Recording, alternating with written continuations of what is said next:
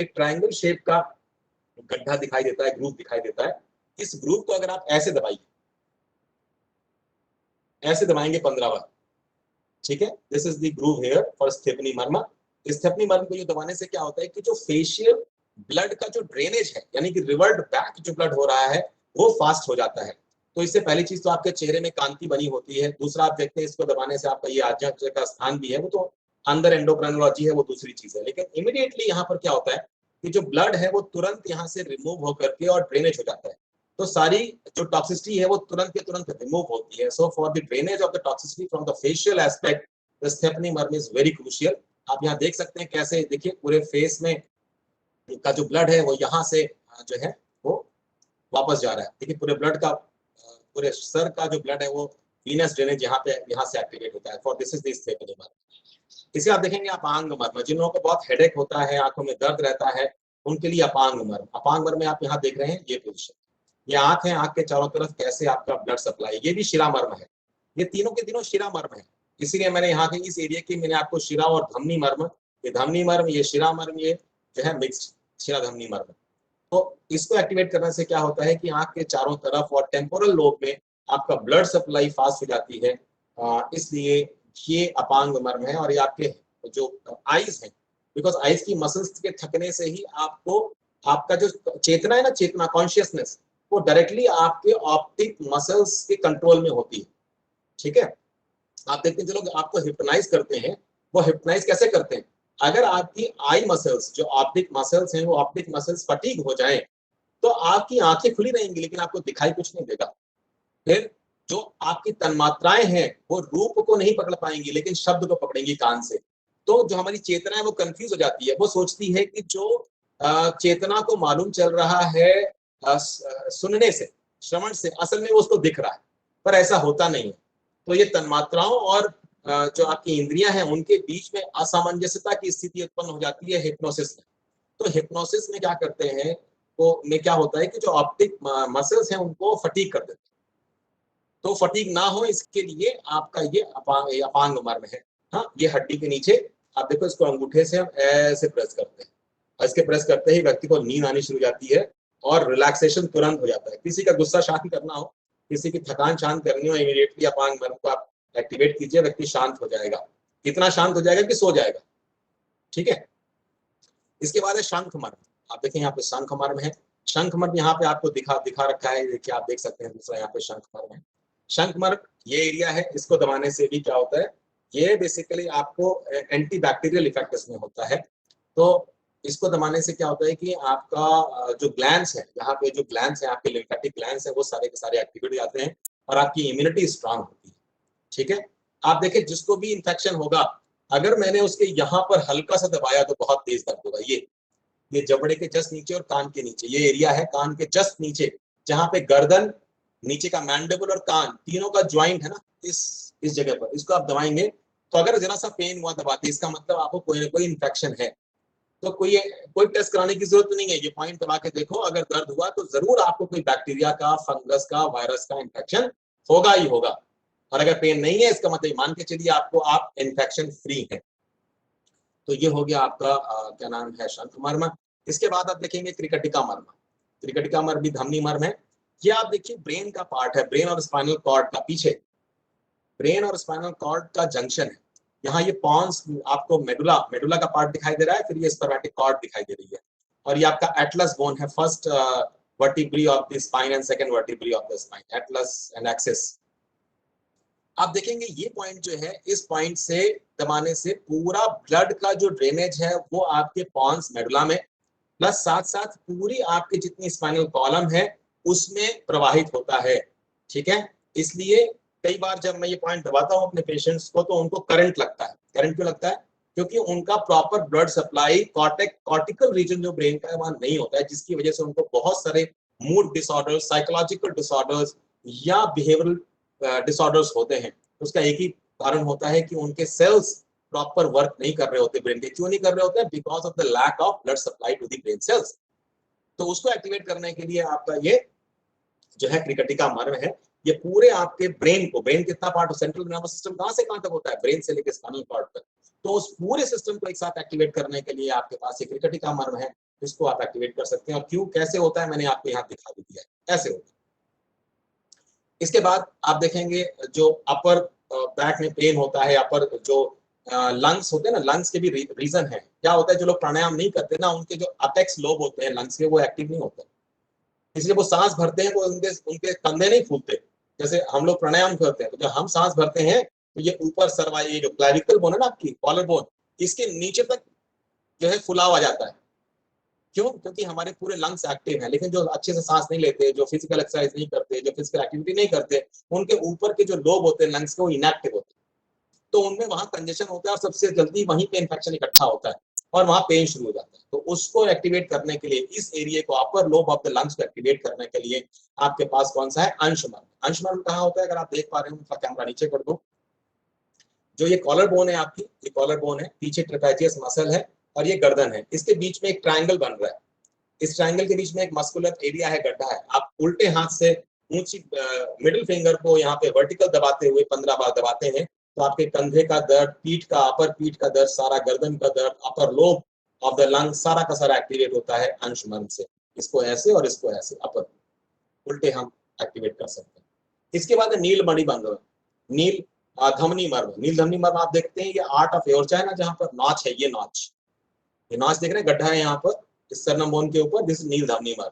और इसके नीचे क्या है, इसके नीचे एओर्टा ऑफ आर्च है, जो कि ब्लड को हार्ट से निकलने के बाद तुरंत यहाँ पे कैरोटिड, देखिए कैरोटिड सप्लाई हो रही है और सब क्लेवियन आर्टरी और वेन से सप्लाई हो रही है हैंड्स को। तो अपर रेस्पिरेटरी ट्रैक्ट को, हेड को एक्टिवेटेड सब ब्लड सप्लाई देने के लिए आपका नील धमनी मर्म है। और जब जलंधर बंद लगाते हैं तब पर भी, जब सर्वांगासन करते हैं तब पर भी यही पॉइंट एक्टिवेट होता है। आपको आवश्यकता है, कभी आपको जरूरत पड़ी तो आसनों के साथ इनका मर्मों का कैसे कैसे कोरिलेशन है, ये भी बहुत अच्छा एक विषय है, कभी इस पे चर्चा कर लेंगे बाद में। इसके बाद लास्ट आप देखिए अपस्तंभ मर्म, ये कहाँ होता है, ये हृदय प्रदेश के ऊपर होता है। तो ये जो है आपके हार्ट को और लंग को दोनों को एक्टिवेट करता है। कहाँ होता है, इसी जो स्टर्नम बोन है, इसके जस्ट नीचे आप जाएंगे तो वहां पे एपिगैस्ट्रिक रीजन में एक ग्रूव है, उससे थोड़ा 1 इंच ऊपर उठेंगे और 1 इंच लेफ्ट में जाएंगे तो आपका हृदय स्थान है, और वही स्थान जो है आपका अपस्तंभ मर्म है। इसको करने से क्या होता है, इसको एक्टिवेट करने से क्या होता है कि आपका कार्डियो पल्मोनरी जो सिस्टम है, यानी कि लंग्स और हार्ट का जो कोरिलेशन है, वो अच्छा हो जाता है। आप देखे होंगे ज्यादातर जो मृत्यु होती है हार्ट अटैक से, उसमें एक ही वर्ड लिख के आता है, cardio pulmonary arrest. Heart attack लिख के नहीं आता है, अब तो हम बोलते हैं, टेक्निकल नाम क्या है, कार्डियो पल्मोनरी अरेस्ट। वो क्यों होता है, क्योंकि हार्ट और लंग में जब असमंजसता उत्पन्न हो जाती है दोनों के कार्यों में, तो ये व्याधि उत्पन्न, ठीक है। और अगर हृदय और फुफ्फुस आपके सम्यक रूप से कार्य कर रहे होते हैं, समानांतर रूप से कार्य कर रहे होते हैं, तो ऐसी कोई भी दुविधाएं उत्पन्न नहीं होती है। तो उनको एक्टिवेट करने के लिए अपस्तंभ मर्म, जो कि हृदय प्रदेश या वक्ष स्थल में ही उपस्थित होता है। तो इस प्रकार मैंने आपको आयुर्वेद से संबंधित करंट पैंडेमिक के अनुसार जो है वो कुछ चीजें बताई हैं।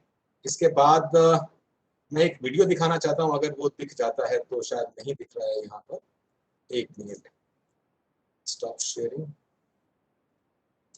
मैं जैसे सूर्य नमस्कार करते हैं आप लोग, उसी प्रकार से इस बार हमने एक नया 16 आसनों का पैकेज बनाया था, वो मैं आपको दिखाना चाहूंगा। अगर आपको दिख जाता है तो यस, 1 सेकंड, बस 1 सेकंड, शेयर।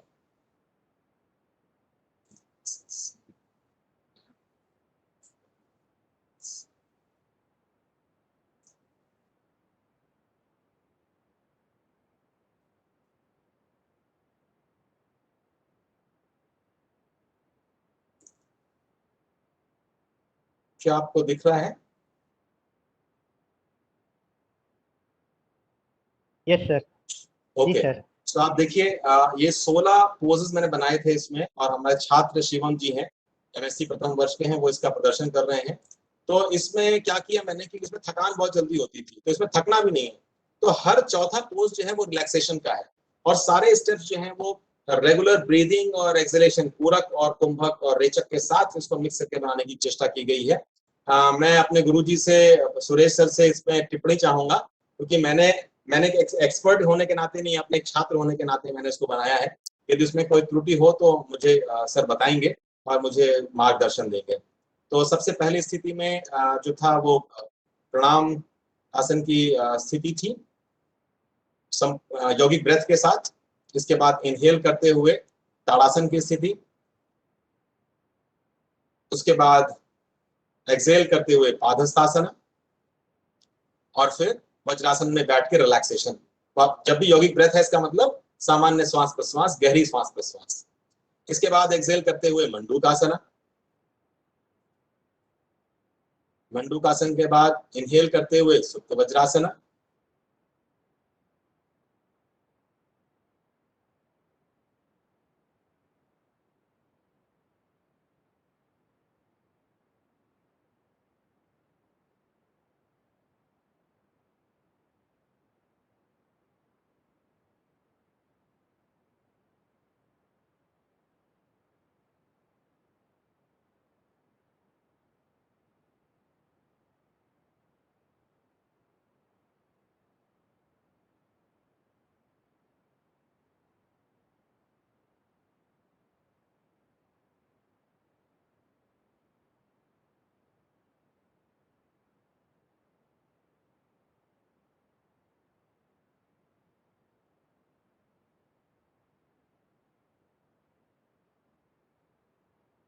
क्या मेरी आवाज आप तक पहुंच रही है? जी सर, अब आ रही है। अब आ रही है, चलिए फिर से शुरू करते हैं। आपको शेयर हो रहा है? शेयर हो रहा है ना सर? जी सर, जी सर, शेयर हो रहा है। ओके, ठीक है। तो मैं फिर से रिपीट कर लेता हूँ हल्का सा। देखिए, सुप्त वज्रासन के बाद उत्तान मंडूकासन, एक्सेल करते हुए उत्तान मंडूकासन, फिर योगी ब्रेथ करते हुए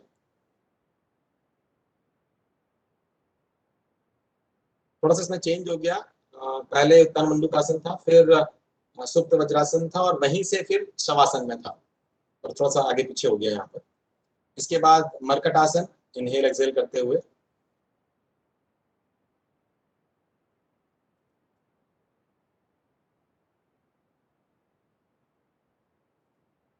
फिर इनहेल करते हुए भुजंगासन,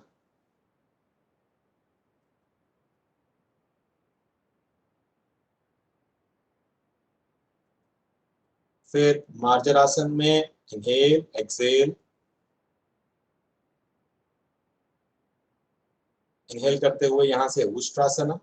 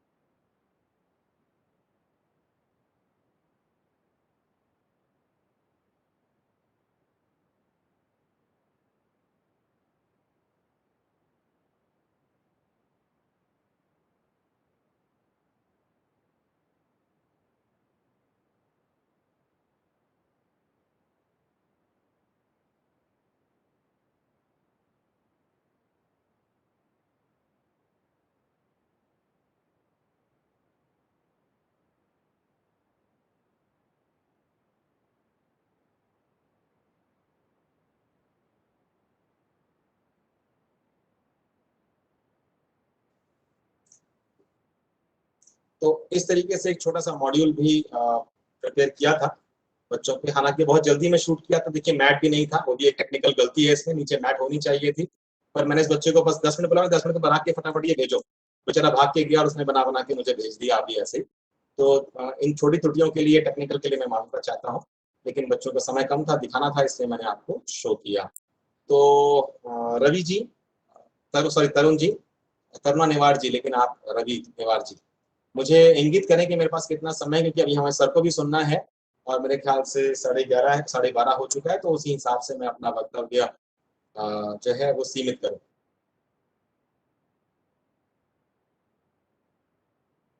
जी सर, और 10 मिनट सर, 10 मिनट में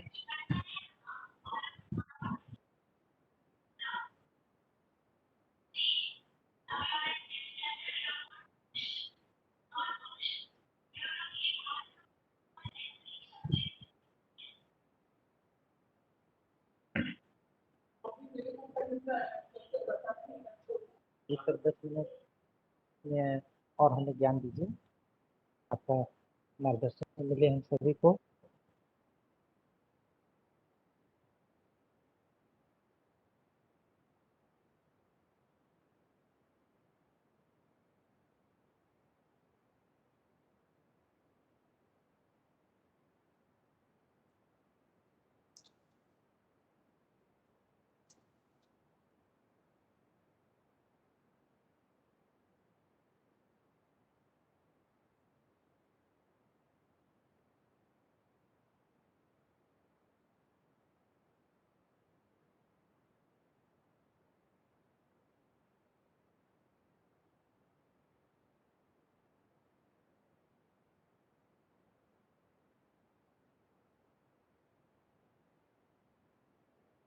तो नेटवर्क इशू होगा, सर अभी रुके हैं अभी।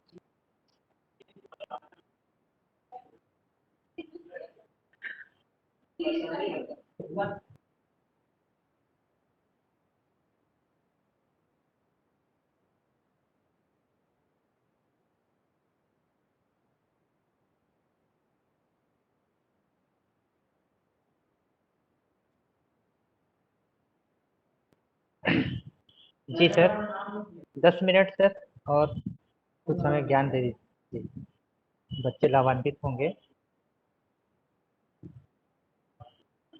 आपका माइक म्यूट है सर। ठीक है, बहुत बहुत धन्यवाद रवि जी। इसके बाद मैं थोड़ा सा बच्चों को एक और बताना चाहता हूँ। जैसे मैंने वहां पे अभी स्लाइड में यम नियम भी देखा था। सो जब हम योग की बात करते हैं और यम नियम की बात करते हैं, तो मुझे ऐसा लगता है कि कहीं ना कहीं हम इस परिप्रेक्ष्य को बहुत सीमित कर देते हैं। हमारे आज के छात्रों को यम नियम की को मेरे ख्याल से योग में आने से पहले आत्मसात कर लेना चाहिए, उसके पश्चात ही योग के विषय में आना चाहिए। अन्यथा मैं कहना चाहूंगा कि संपूर्ण उनकी शिक्षा और दीक्षा और उनका प्रयास सारा व्यर्थ साबित होता है यदि उनके अंदर संपूर्ण ये जो पर्सनालिटी मैनेजमेंट की बात है, ये उपयुक्त प्रकार से उनके व्यक्तित्व में परिलक्षित नहीं होती है।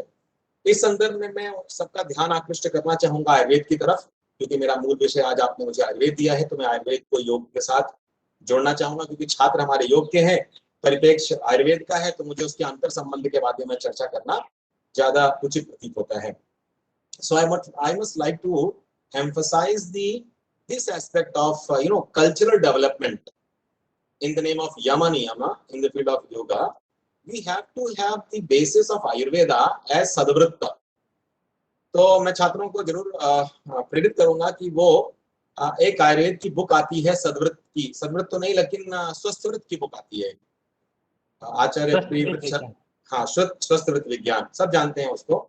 स्वस्थवृत्त विज्ञान में एक टॉपिक दिया हुआ है, पहले ही उसमें दिया हुआ है लगभग 44 से 45 पेज नंबर के आसपास, मानसिक सद्वृत्त, मानसिक सद्वृत्त दिया गया है। वो जरूर पढ़ें, क्योंकि जब तक बच्चे उसे नहीं समझ पाएंगे तब तक मुझे लगता है कि ये यम नियम का जो कंसेप्ट है बच्चों को बिल्कुल समझ में आने वाला नहीं है। वो सिर्फ कहने की बात और बोलने बात करने की बात होगी। असल में करना क्या है उसका बहुत ही बृहद विश्लेषण मानसिक सद्वृत्त और व्यवहारिक सद्वृत्त के रूप में दिया गया है। तो मैं उसको शॉर्ट में बताऊंगा, 10 मिनट में तो बहुत शॉर्ट में बता पाऊंगा फिर भी। तो मानसिक सद्वृत्त में क्या बताया गया है, दो चीजें बताई गई है कि करना क्या और क्या नहीं करना है, साफ साफ लिखा है, करणीय अकरणीय, दो चीजें बताई गई है, करणीय और अकरणीय।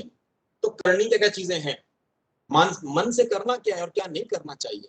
तो मन से करनी क्या है, विवेक से कार्य करना है, नहीं बुद्धि से कार्य करना, मन से कार्य नहीं करना, भावनाओं से कार्य नहीं करना है। कार्य कहां से करना है, बुद्धि से काम करना है, विवेक से कार्य करना है। दूसरा, हमेशा प्रसन्न रहना है। तीसरा, दूसरे के कड़वे वचनों को रिएक्ट नहीं करना है। अगर आपको कोई कुछ कड़वा कह रहा है, कटु कह रहा है, तो उसका जवाब नहीं देना है, उसको सिर्फ सुनना है। No explanation to the negative.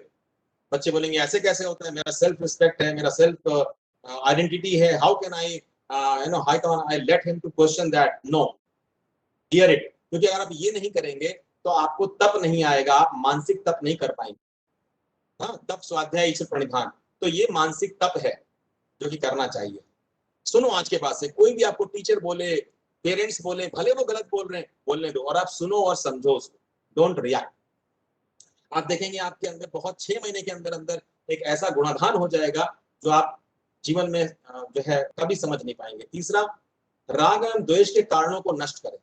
जो भी कारण से आपके अंदर किसी के प्रति राग या द्वेष आ रहा हो उसको नष्ट करो। दूसरों के राग द्वेष नष्ट करने के पीछे मत पड़ना, दूसरों को छोड़ दीजिए, वो जो मर्जी करे, वो जो मर्जी आपको बोले, फर्क नहीं पड़ता, आप रिएक्ट नहीं करेंगे। दूसरा, आपके मन में यदि किसी के प्रति राग द्वेष है, उसने मुझे ऐसे कैसा बोल दिया था, निकाल के बाहर फेंको, कोई फर्क नहीं पड़ता, इससे मत करो ऐसे। ये है करणीय, करना चाहिए। अच्छा, क्या नहीं करना चाहिए करणीय? किसी भी स्थिति में चित्त को चंचल नहीं करें, यानी कि परेशान नहीं होना, एंशियस नहीं होना, एंग्जाइटी नहीं होना, से बोलना भड़बड़ होना, दिमाग का भड़बड़ नहीं होना चाहिए। शांत, आपके दिमाग में 4 चीजें आ रही है, आप एक एक करके चारों को सोचो। चारों को एक साथ सोचने की बिल्कुल आवश्यकता नहीं है, ठीक है। इसको बोलते हैं चित्त को चंचल, चित्त को शांत रखना। इंद्रियों का अतियोग, अयोग और मिथ्या योग ना करें। शॉर्ट में बोलूं तो इंद्रियों की बात बिल्कुल माने ही मत, इंद्रियों की बात मानना बंद कर दे। मन कर रहा है काश रसगुल्ला मिल जाए, ये नहीं खाना। अगर मन कर रहा है, मतलब इंद्रियां कह रही हैं आपको, तो वो नहीं करना, वो काम करना ही नहीं। मन कर रहा है आज एक बढ़िया सी मूवी देखें, ऐसे कैसे मन कर गया?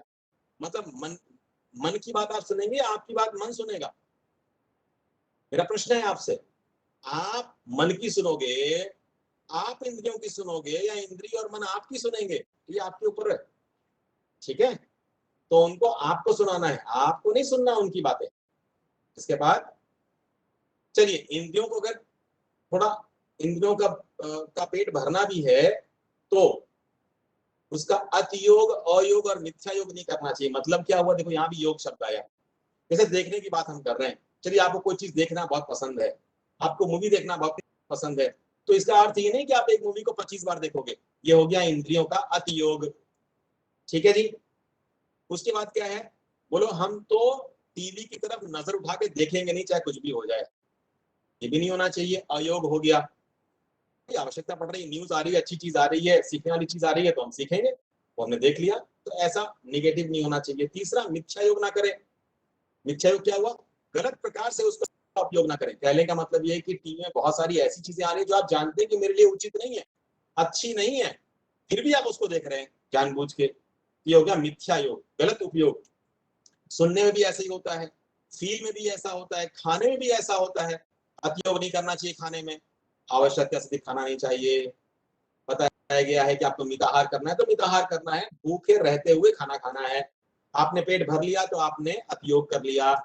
मिथ्या योग, कहा गया है कि इस समय पर ये नहीं खाना चाहिए, उस समय पर आप वो खा रहे हैं, वो हो गया मिथ्या योग।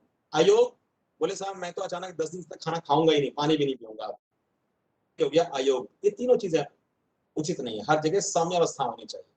चलिए, क्रोध कभी नहीं करना है, किसी भी स्थिति में नहीं करना। आपने बहुत सारी मूवीज देखी होंगी, जो उसमें हीरो होता है या जो भी उसमें मेन लीड रोल होता है, जो आइडल होता है, वो कितनी भी भयानक परिस्थिति हो उसमें विवेक नहीं खोता।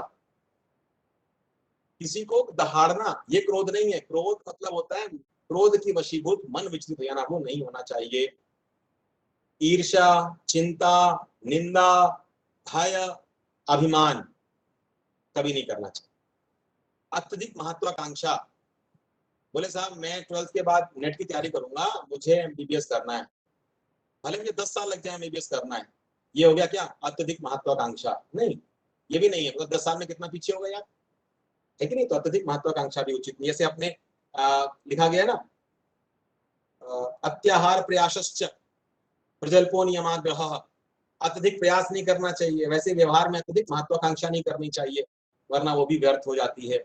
मोह, लालच, वैर, दूसरे के प्रति अनिष्ट करना, मैं उसका ये बिगाड़ दूंगा, हाँ मैं उसका ये खराब कर दूंगा, ये सारे व्यवहार मानसिक सदवृत्त में नहीं आने चाहिए, ये सारे अकरणीय थे। इसके बाद चरित्र संबंधी सदवृत्त, कैरेक्टर में, बच्चों को कैरेक्टर का पता ही नहीं आज की डेट में, व्हाट इज कैरेक्टर, तो जरूर बताना चाहूंगा। कैरेक्टर में भी, चरित्र में 2 चीजें बताई गई है, करणीय, अकरणीय। करणीय क्या है? हमेशा सत्य प्रिय एवं शांति प्रिय रहे, हमेशा सत्य प्रिय और शांति प्रिय रहे।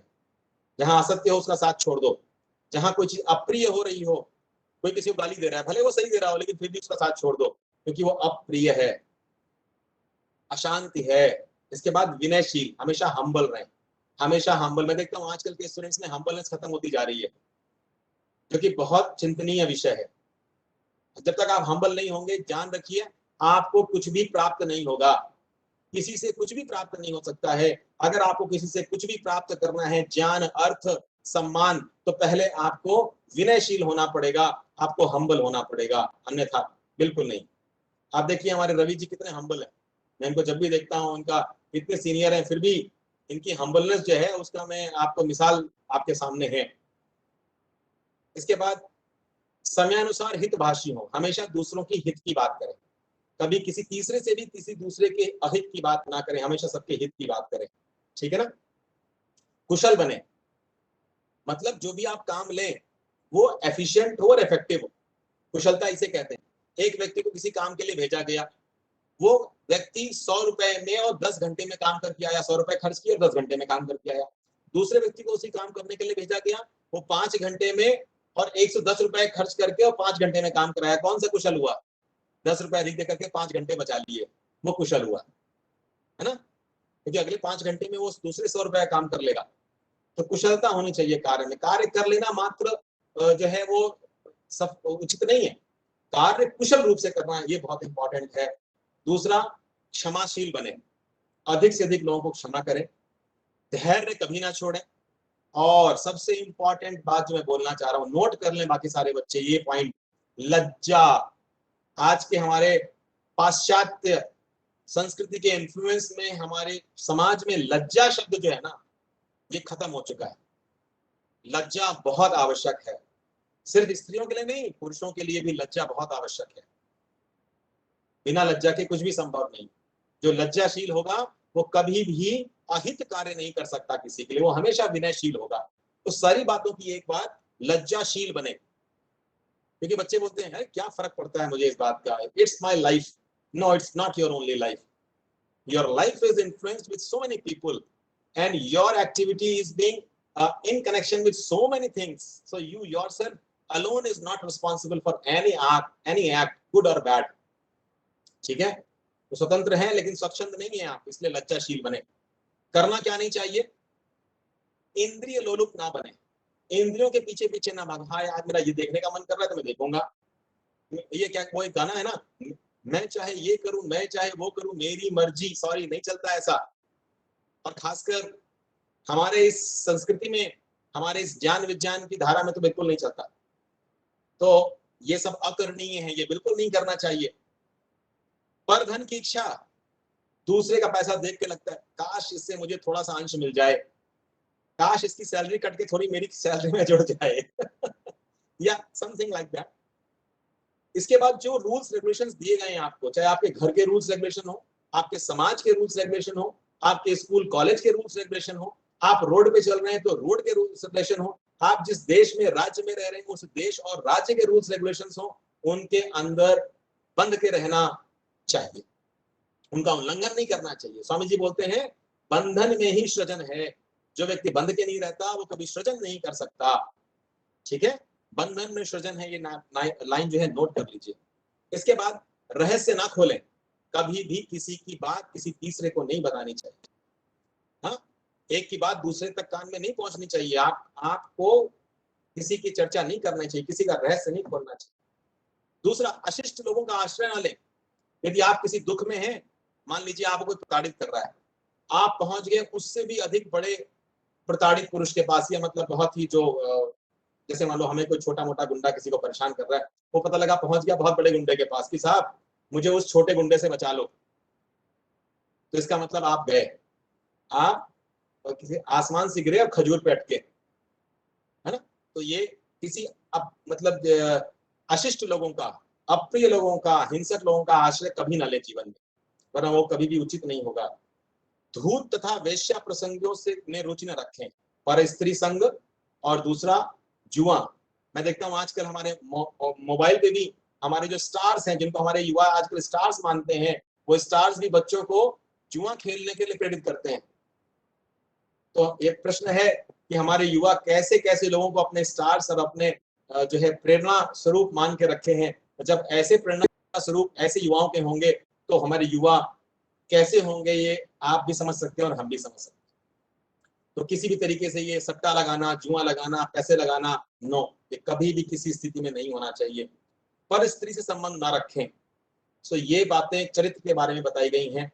मेरे ख्याल से अगर समय हो तो मैं सामाजिक सदृढ़ की बात भी ले लूं हल्का सा, और धार्मिक सदृढ़, फिर व्यक्तिक सदृढ़।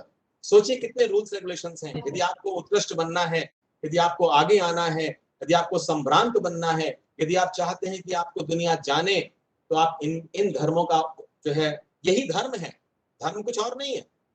आप सोचो कि हिंदू धर्म सिर्फ जो है वो पूजा अर्चना कर देने से हो गया, नीतीश सर ने एक सफेद टीका ऐसे लगा लिया, करुणा जी ने, जो रवि जी ने टीका ऐसे लगा लिया तो हम धार्मिक हो गए। ना ना ना ना, वो सब कुछ नहीं है।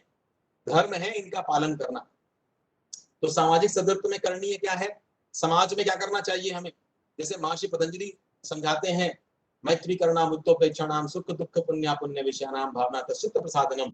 अगर आपको चित्त आपका प्रसादित रहना है, आपको सुख रहना है, आपको जो है आनंदित रहना है, तो कैसे व्यवहार करना चाहिए समाज में, महर्षि पतंजलि ने बताया। वैसे ही आयुर्वेद कहता है करणीय क्या है, हमेशा अतिथियों का सम्मान करें। यहाँ पता लगा गेट खुला, कोई आया, आते ही मुंह बन गया, अरे बाप रे कहां से आ गए। आचार्यों और सिद्ध पुरुषों का हमेशा सम्मान करें, भले वो आचार्य और सिद्ध पुरुष क्यों ना आपसे ज्ञान में अल्प हो। पता लगा आपने मास्टर्स कर लिया तो बीए के बच्चों पर रैगिंग करनी शुरू कर दी, ऐसा नहीं होना चाहिए। ठीक है, तो आचार्यों और सिद्ध पुरुषों का सम्मान करें, हमेशा कुल में बड़े, वय में यानी कि आयु में बड़े श्रेष्ठ जनों का सम्मान करें, आदर करें। सभी प्राणियों में आत्मीयता रखें, सभी प्राणियों में आत्मीयता होनी चाहिए। मैं देखता हूं लोग टिकटॉक बनाते हैं, छोटी छोटी मूवीज बना के डालते हैं और उसमें जीवों को परेशान करते हैं और उससे हंसते हैं, दूसरे लोगों को परेशान करते हैं, उससे वो आनंदित होते हैं और उसको शेयर करते हैं। ये कैसा आनंद है? किसी जीव को परेशान करके मानसिक रूप से, भौतिक रूप से यदि आप आनंदित होते हैं तो आप पशु से ज्यादा कुछ भी नहीं है। तो सभी प्राणियों में आत्मीयता रखें, जो भी भयभीत हो उसको सांत्वना दें, कोई भी डरा हुआ है तो हमेशा उसको शांत रखें। ये नहीं कि उसको और परेशान करना शुरू कर दिया। हमने देखा कोरोना काल में यदि किसी को खांसी भी शुरू हो गई तो लोग उससे दूरी बना लेते थे। हाँ, उसको जाओ जाओ टेस्ट कराओ, तुम्हारे पास कोरोना है। बेचारा जो व्यक्ति ना भी पीड़ित हो उससे डर के मारे परेशान हो जाए। तो भयभीत को कभी भी डराना नहीं चाहिए, उसको आश्वस्त करना चाहिए। इसलिए डॉक्टर हमेशा मरने वाले व्यक्ति को ही बोलता है चिंता मत करो, कुछ नहीं होगा। डॉक्टर जानता है कि इस व्यक्ति की मृत्यु निश्चित है, कुछ चलो पलों बाद वो मरने जा रहा है, पर डॉक्टर कभी नहीं बोलता कि तुम मरने वाले हो। वो हमेशा बोलता नहीं डरो मत, कुछ नहीं होगा।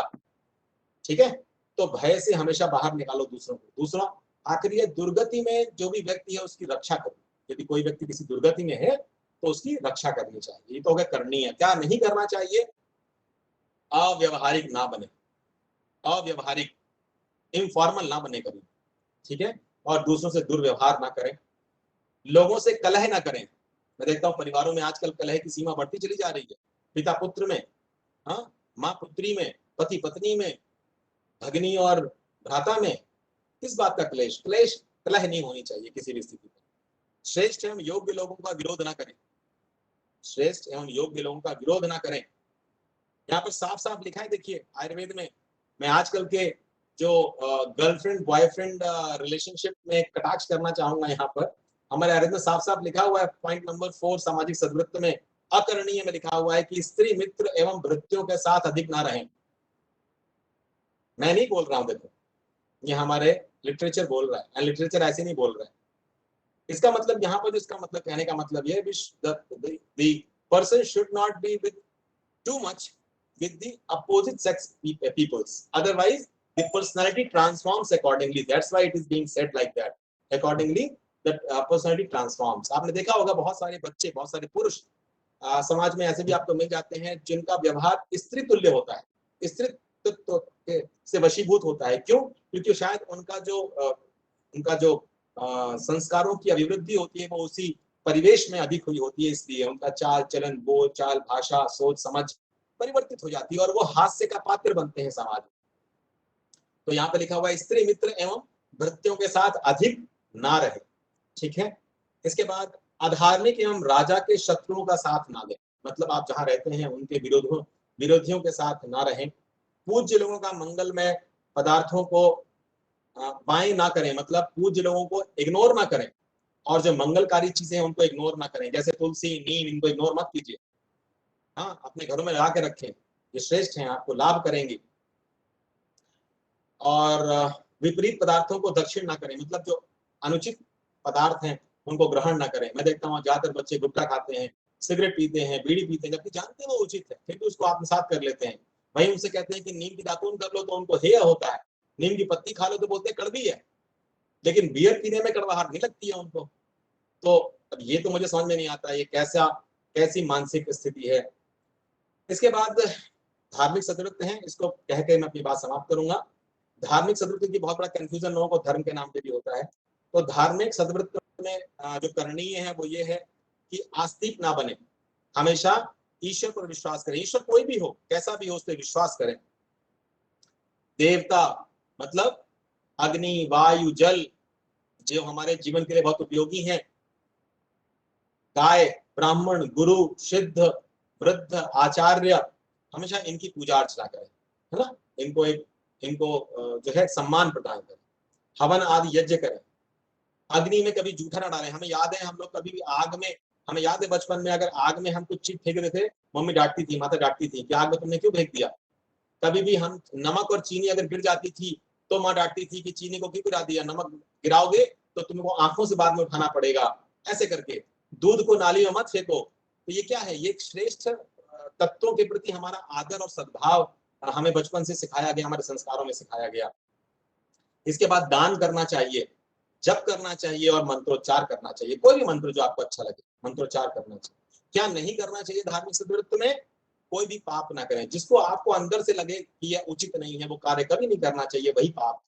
पाप और पुण्य क्या है, जो काम करने के लिए आपको अंदर से तड़प उत्पन्न हो वो पुण्य है, और जिसको अंदर से जरा सा एक बार भी रोकने के लिए आ जाए कि नहीं यार करना ठीक नहीं है, वो पाप है। बस इतनी बात बताऊंगा मैं आपको। शव को देखकर अनादृत ना करें। हमें याद है, हमें सिखाया गया है कि जब भी कोई शव कहीं से जा रहा हो, अगर आप गाड़ी ड्राइव भी कर रहे हो तो गाड़ी रोककर खड़े हो जाओ, गाड़ी से बाहर निकलो, एक बार उसको नतमस्तक होकर झुको, उसके बाद चले जाओ। तो शव का अनादर भी नहीं करना चाहिए। आप सोचो, शव का अनादर करने का तात्पर्य क्या है कि आपको किसी भी जीवित व्यक्ति का अनादर नहीं करना चाहिए।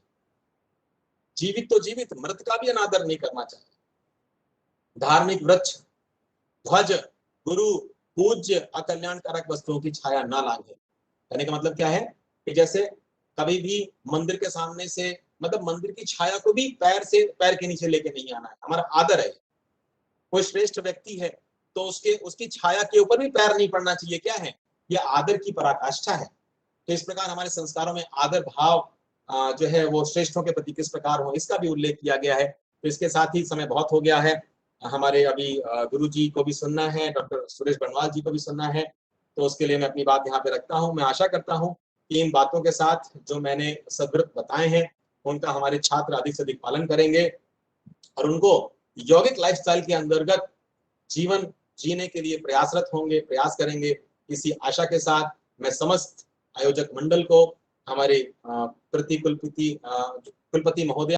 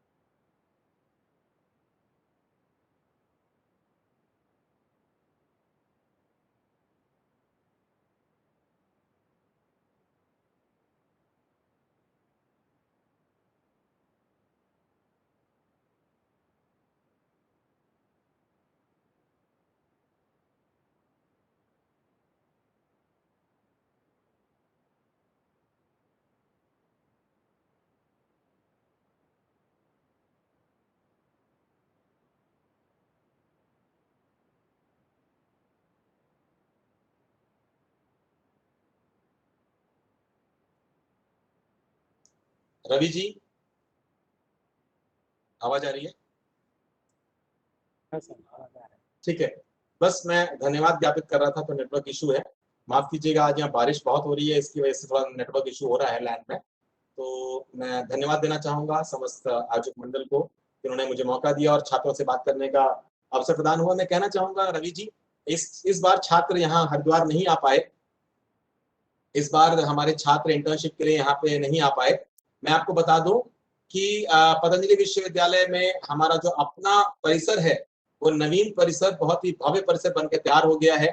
तो अब जो छात्र आना चाहेंगे उनके लिए एक नवीन परिसर आपका जो है वो आपका स्वागत करेगा।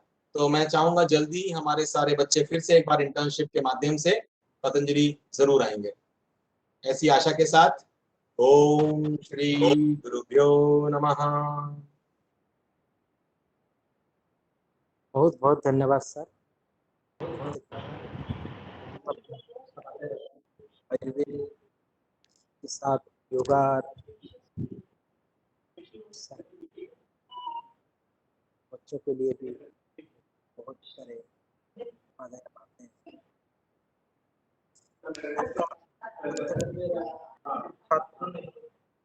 अगर आम आदमी भी उसको पालन करे, जिंदगी अंतर सुनहरा हो जाएगा। बहुत धन्यवाद। हमारे ये कार्य अंतिम बार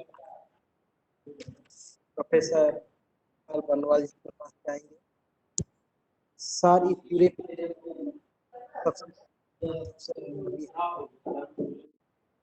योगा और के ऊपर सर का एक पुस्तक भी है। अब चले सर से ही सुनते हैं कि आज की योगा का क्या भूमिका हम लोगों को ये दुखद घड़ी है, वो जो बीमार का चारों ओर फैला हुआ बीमार का वातावरण है, से मुक्ति दिलाए। बनवाल सर से सुनेंगे। सर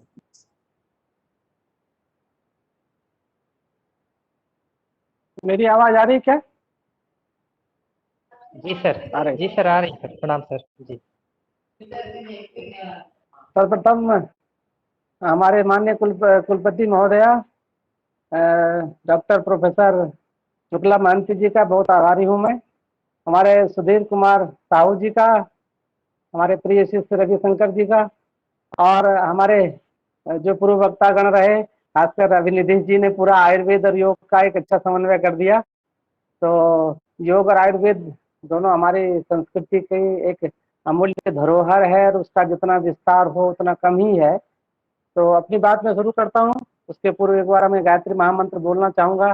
हमारी परंपरा है, उस परम सत्ता से सभी के लिए सद्बुद्धि की कामना करते हुए, उगते हुए सूर्य का ध्यान करते हुए हम प्रार्थना करते हैं कि हम सब सद्बुद्धि प्राप्त करें, सन्मार्ग पे चलें और सभी को सन्मार्ग बनाने की चेष्टा करें। भूर्भुवः स्वः तत्सवितुर्वरेण्यं भर्गो देवस्य धीमहि धियो यो नः प्रचोदयात्। ओम अज्ञानतिमिरान्धस्य ज्ञानाञ्जनशलाकया चक्षुरुन्मीलितं येन तस्मै श्रीगुरुवे नमः।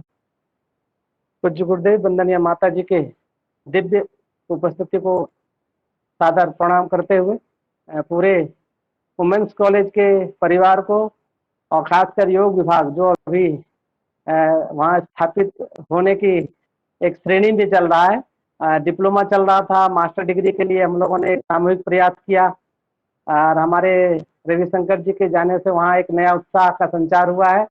सुधीर सर के अच्छे कोऑर्डिनेशन की वजह से और मैडम के जो सो मार्गदर्शन की वजह से ये एक अच्छा पुनीत कार्य जमशेदपुर में हो रहा है।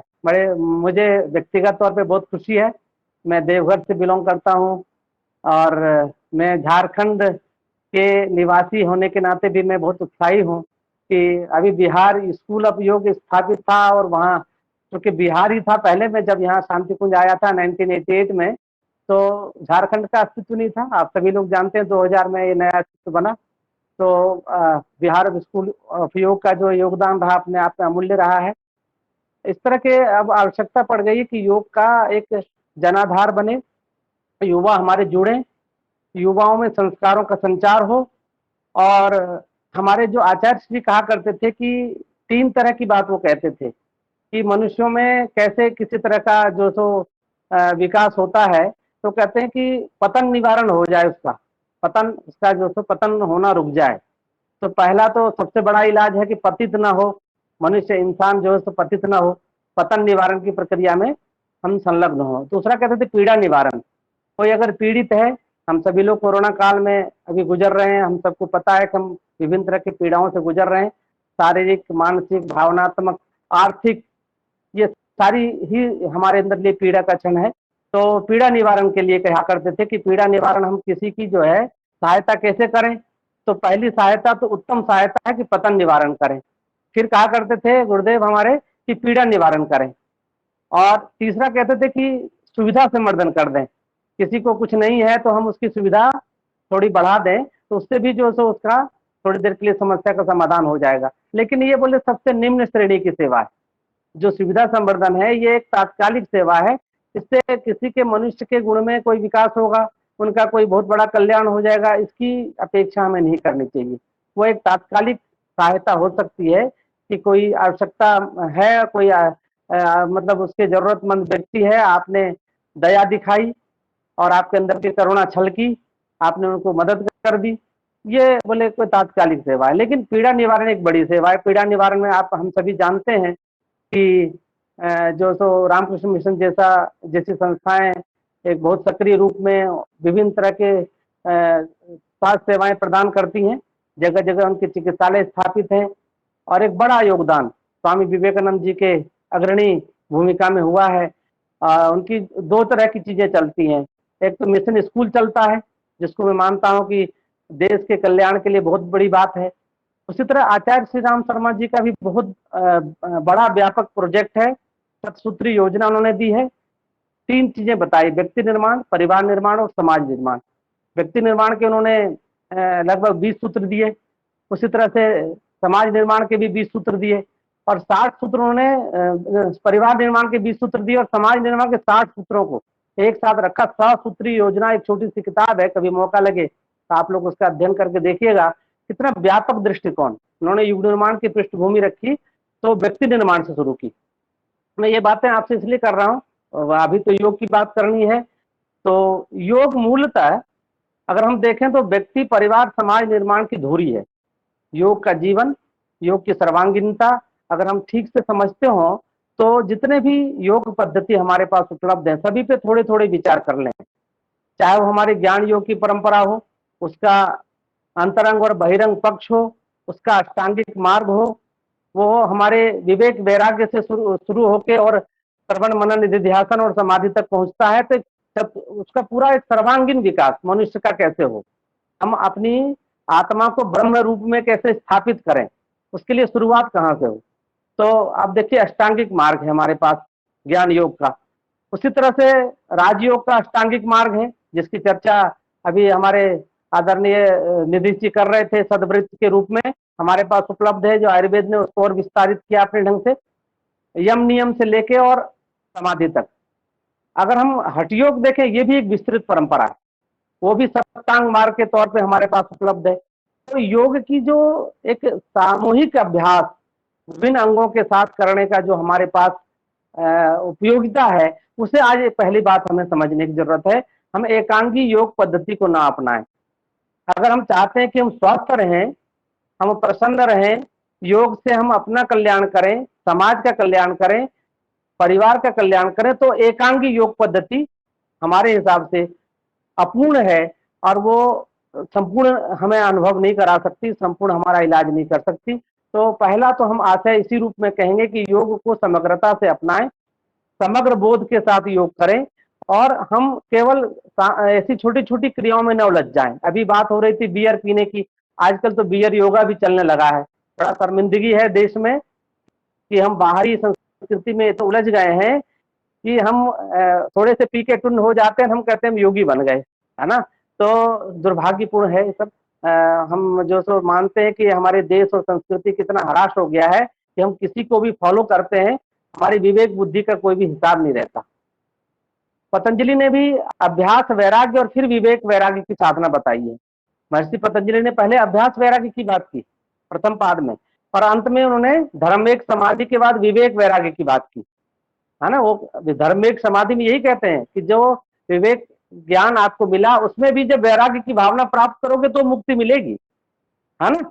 तो आप देखिए ये जो सूत्र हैं, इन सूत्रों को हमारे योग के विद्यार्थी थोड़ा गहराई से समझें कि इतना आसान नहीं है कोई चीज हमें सीधे सीधे, अगर हम किसी की नकल भी करते हैं तो पशु तो है नहीं, विवेक शक्ति हमारे पास है।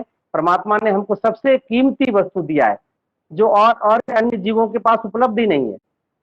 हम किसी चीज का जो अनुपालन करें या अनुकरण करें, उसमें पहली परीक्षा अपनी विवेक शक्ति का है। हमारे पास विवेक शक्ति कैसे संचय होता है? तो संचय करने के लिए हमारे पास विद्या प्राप्ति का सबसे बड़ा जो उपाय है वो योग है। इसलिए पतंजलि ने एक सूत्र हमें दिया, योगांग अनुष्ठानात अशुद्धि क्षय ज्ञान दीप्ति अविवेक ख्याते।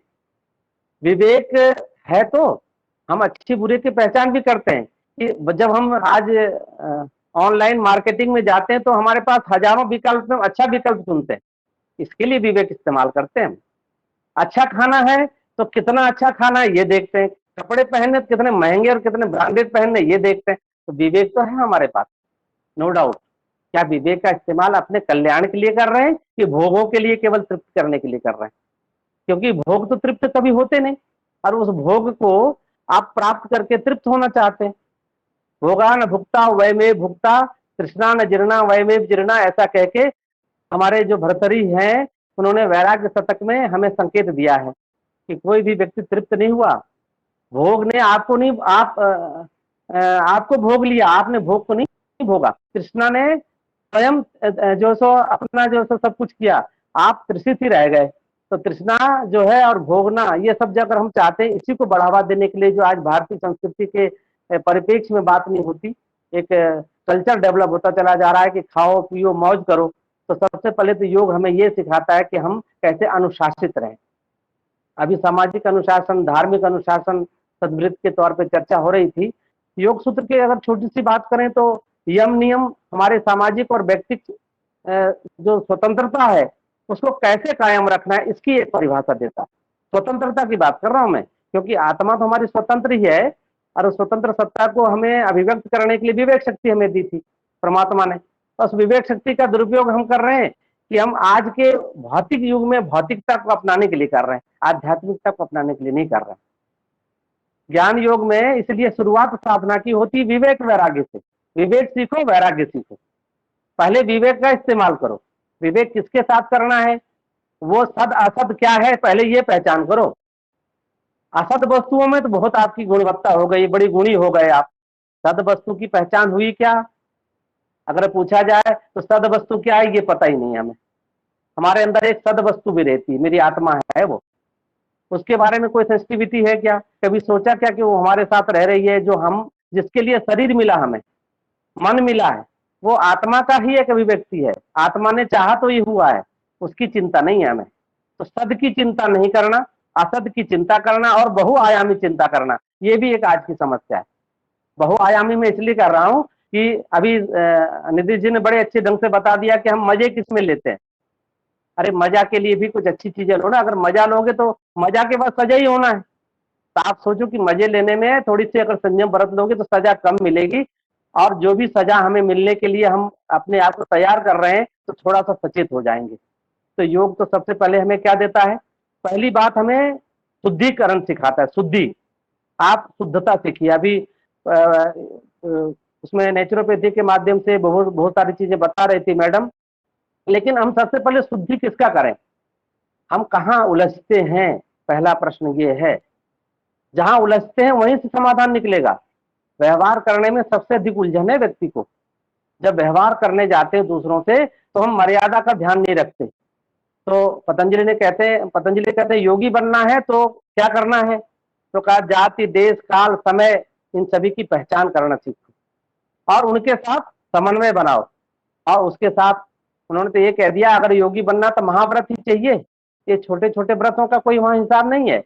लेकिन देखिए सबसे पहली बात ये समझना है कि हम योगी सीधा नहीं बन सकते, तो सहयोगी बने, उपयोगी बने। शुरुआत यहां से करें, अणुव्रतों के पालन से शुरुआत करें, व्यवहारिकता सीखें। अभी व्यवहारिकता की बात हो रही थी। व्यवहारिकता हमें ये सिखाती है, जो साइकोलॉजी है ये भी मानती है कि हमें आसपास के जो भी सिचुएशन है उससे अच्छे समायोजन की क्षमता हमारी कम हो जाती है तो हम मनोरोगी माने जाते हैं। सामान्य मनोविज्ञान का है ये सिद्धांत, वो तो क्षत्रिय मनोविज्ञान की बात नहीं कर रहा हूं मैं आपसे। तो सामान्य मनोविज्ञान भी हमें अलाउ करता है कि हम आसपास के वातावरण के साथ अच्छे समायोजन के साथ, अच्छी प्रसन्नता के साथ अपना जीवन यापन करें। अगर ये नहीं कर रहे हैं तो हम एक सामान्य मनोवैज्ञानिक व्यक्ति भी नहीं हुए, तो योगी बनना तो बहुत आगे की बात हो जाती है। तो सबसे पहले शुद्धिकरण की पहली प्रक्रिया हमारे आचार संहिता का पहला पाठ है, यम, दूसरों के साथ व्यवहार करने की प्रणाली। पहली शुद्धि है सामाजिक शुद्धि। देखिए, स्वास्थ्य हमें मिलेगा तो शुद्धिकरण से मिलेगा, समाज के विवेक जागृत होने पे मिलेगा। पहले शुद्धि होगा फिर विवेक, शुद्धि होगा तो विवेक जागृत होगा, विवेक जागृत होगा तो समाज में व्यवहार करने में जातिगत व्यवहार, जो जातिगत हम भिन्नता करते हैं, नहीं ये तो मनुष्य की जाति की बात मैं नहीं कर रहा हूँ, मनुष्यों में तो ढेर सारी जातियां ऊंच नीच हो ही गए हैं। विभिन्न जो प्राणियां हैं, प्राणियों के साथ मेरा व्यवहार कैसा है, हम संवेदनशील हैं, उनके साथ प्यार वाला व्यवहार करते हैं, उनके साथ किस तरह का व्यवहार करते हैं। समाज में मांसाहार बढ़ गया आज, दुर्भाग्य है। अपने देश में भी मांसाहार का बहुत प्रचलन हो गया है, लेकिन क्या मांसाहार मनुष्यों के लिए जरूरी है? आप विचार करिए एक योग के विद्यार्थी होने के नाते कि हमको क्या अधिकार है कि किसी जीव की हम हिंसा करें और उसका भोग करें, और जब हमारे साथ ऐसी घटना घटती है तो क्या हमें बर्दाश्त होगा ये? तो कहीं कहीं हम जो एक न्यूट्रिशंस के नाम पे इस तरह की गतिविधियों में संलग्न हो रहे हैं, उसे पीड़ा दे रहे हैं। इसी तरह पैट्स की बात मैं बताना चाहूंगा, जो पैट्स आज प्रचलन में आया है उसमें भी उनके साथ कितनी ज्यादा हम एक तरह से ज्यादती करते हैं।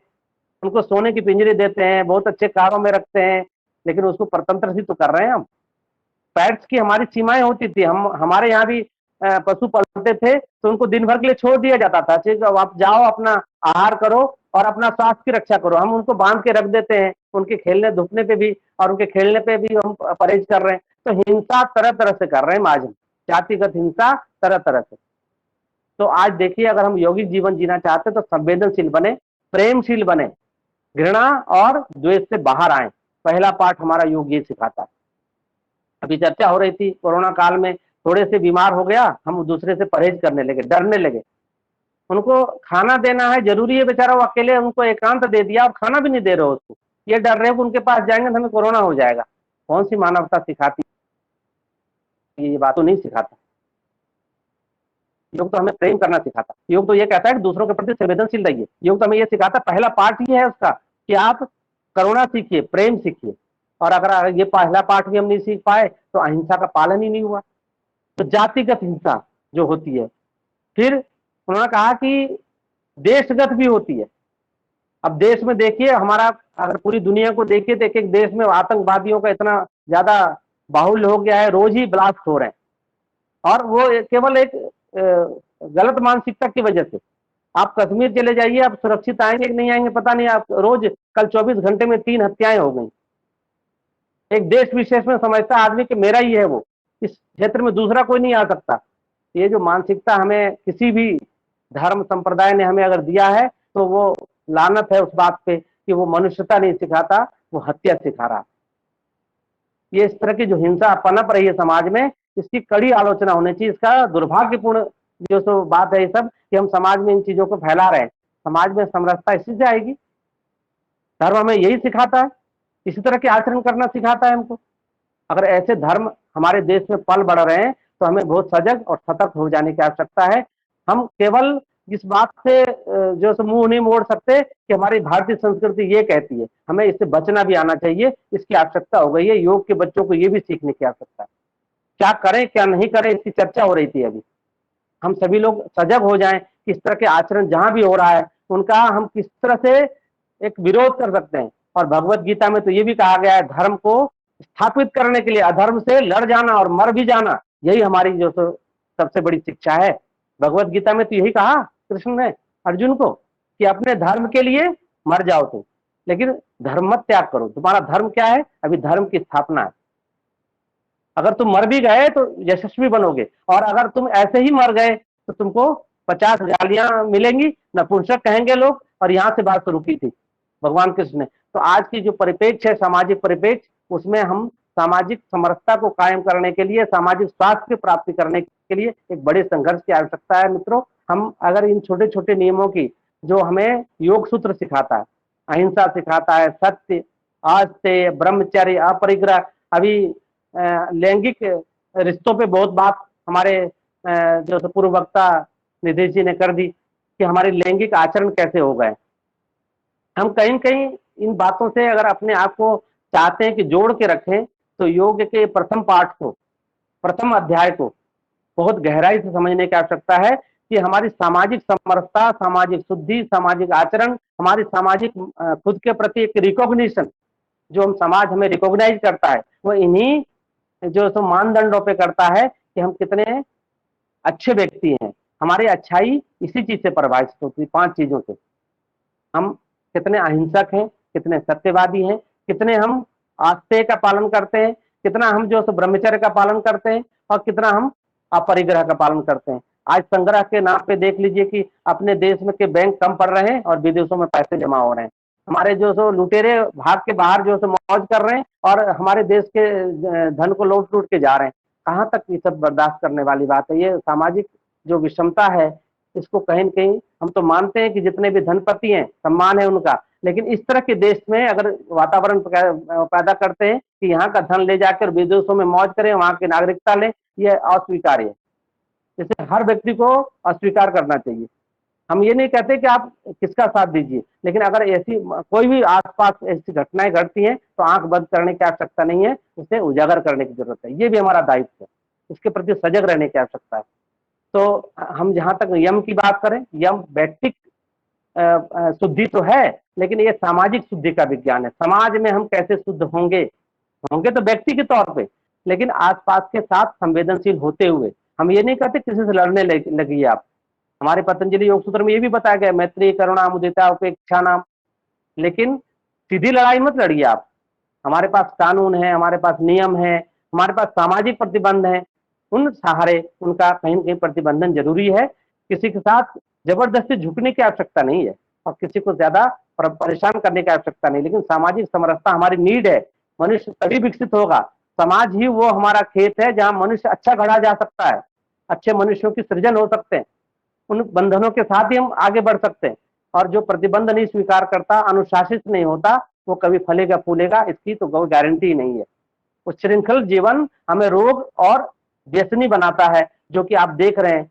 हमारे यहाँ अगर 2%, 1% की डेथ है, तो जहाँ बहुत विकसित देश था, सारी सुविधाएं थी और वहाँ का जो एक विलासतापूर्ण जीवन था, वो आपने देख लिया कि वहाँ की डेथ रेट कितनी है। क्यों?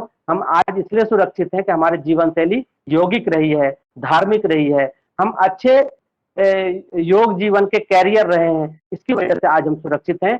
और मैं अभी बात हो रही थी ना कि हम बिना कारण के तो हमारे पास रोग के जीवाणु विषाणु कोई नहीं आ सकते, अभी चर्चा हो रही थी। उस कारण को हम ही पैदा कर रहे हैं। तो आवश्यकता है सामाजिक परिनियम को, उसके नीति नियम का विचार करना। ये नैतिकता है हमारी। ये नैतिकता हमें ये सिखाती है कि योग का प्रथम पाठ क्या होना चाहिए। दूसरा जो इसमें शौच, संतोष, तप, स्वाध्याय, सब प्रणिधान है, ये हमारी व्यक्तिगत आंतरिक शुद्धि के लिए है। हमारे व्यक्तिगत निजी जीवन कैसा होना चाहिए, शारीरिक हो, मानसिक हो, आध्यात्मिक हो, भावनात्मक हो, इन सभी चीजों का समग्र विकास हो। हम उसमें अपने आप को उन्नत कर सकें और शुद्ध रख सकें। देखिए, शुद्ध रखने का आशय यह है कि हमारे मन में, तन में, हमारे विचार में, हमारी भावनात्मक में, ये सभी चीजें रिक्वायर्ड है कि हमारा पवित्र रहे। तो जितने भी आप देख लीजिए, शौच से हमारे आंतरिक बाह्य शुद्धि की बात पतंजलि ने कहा है। सत्व शुद्धि, स्वमनस्य, जयात्म, ये सभी चीजें आत्मा पे विजय प्राप्त करने के लिए, एकाग्र इंद्रियों पे एकाग्रता प्राप्त करने के लिए। इस शौच का पालन केवल शारीरिक शुद्धि से मतलब नहीं है, ये हमारे भौतिक शुद्धि की बात नहीं कर रहा, ये आंतरिक शुद्धि की बात कर रहा है। चित्त की जो शांति है, चित्त की जो प्रसन्नता है, वो उस पर आधारित है कि हम पवित्र जीवन जीते हैं या नहीं जीते। आपकी पवित्रता कौन मापेगा? आपके अलावा कोई नहीं माप सकता। आप चाहे दूसरों को जितनी भी सफाई दें, लेकिन अगर आप अंदर से साफ नहीं है तो वो सफाई आपकी बेकार ही है। तो वो शौच जो है स्वयं निर्धारित करना होता है। उसके लिए कोई दूसरा मानदंड नहीं बन सकता है। हम स्वयं ही मानदंड बन सकते हैं, स्वयं परीक्षक हो सकते हैं। हम स्वयं की नजर में अच्छे हैं या बुरे हैं, इसकी पहचान हमें करनी पड़ती है। हम दूसरों से छिपा सकते हैं, अपने से अपनी सफाई और असफाई, शौच और अशौच हम नहीं छिपा सकते कभी। कोई भी अपने आप का कभी पर्दा डाल सकता है क्या अपने मन पे? कोई नहीं डाल सकता। उसका मन जैसा है उसे पता है, उसका तन जैसा है, वो आज नहाया नहीं नहाया वो वही जानता है। कोई उसको नहीं पूछने जाएगा तुमने आज स्नान किया कि नहीं किया गया, आपने आज अच्छे विचार रखे कि किसी प्रति कुदृष्टि रखी, ये कोई नहीं पूछने जाएगा, वो स्वयं का विषय है। उसी तरह से संतोष धारण करना, ये हमारा योग सूत्र सिखाता है। योग कहता है कि आज इतनी हाय हाय में, हाय हत्या में आप क्या कर रहे हो? भागे जा रहे हो, दौड़े जा रहे हो साधनों के पीछे, सुख के पीछे, और सुख मिल नहीं रहा, अतृप्ति बढ़ रही है, वासनाएं बढ़ रही है। रोज ऐसी घटनाएं घटती हैं जो हमें ये बताती है कि हम कितने जो रक्षक थे वो भक्षक बन गए। ये असंतोष ने हमें कर दिया। हम किसी की जो चैन खींच रहे हैं, किसी का जो वो खींच रहे हैं, मतलब चलते फिरते हमारी जो महिलाएं हैं, बहनें हैं, वो बेचारी, हमारे गुरुदेव ने कहा है कि 20वीं सदी नारी सदी होगी। उन नारियों के जीवन के लिए हम क्या सरल मार्ग बना रहे हैं? हमारा देश अगर कभी नारी की पूजा करता है तो क्या उस नारी के सम्मान में आपका यही काम है कि उनको आप प्रताड़ित करो, कमजोरों को प्रताड़ित करो? आपके केवल किसके लिए? अभी एक चर्चा हो रही थी तो बोला कि वो साइबर क्राइम बढ़ गया, तो साइबर क्राइम में लगे क्या है, करोड़ों रुपया कमा लिए लेकिन अभी तृप्ति नहीं हुई है। वो एक वीडियो जारी हुआ था, ऑडियो, तो उसमें कह रहे थे कि हमने इतने करोड़ कमा लिए। कितनी उम्र है? बोले 18 साल। 18 साल में इतने करोड़ कमा लिए, संतुष्टि नहीं है। तो संतुष्टि जो है एक हमारी अंदर की जो अनुभूति है, उस अनुभूति को हम वासनाओं से, तृष्णाओं से, इस तरह के लूट खसोट से नहीं भर सकते। इसलिए हमें ध्यान रखना है कि परम सुख की प्राप्ति केवल संतोष से होता है। संतोष सबसे बड़ा धन, ये कहा गया है हमारे शास्त्रों में। तो उन सबसे बड़े धन की प्राप्ति हमें कैसे होगी? संतोष की भावना से। वो हमारा एक अंदर का जो एक अभ्यास है जो कि हमें करना है। और ये जो मानसिक शांति है, इससे हमें मानसिक सुख मिलेगा, मानसिक रूप से स्वस्थ रहेंगे हम।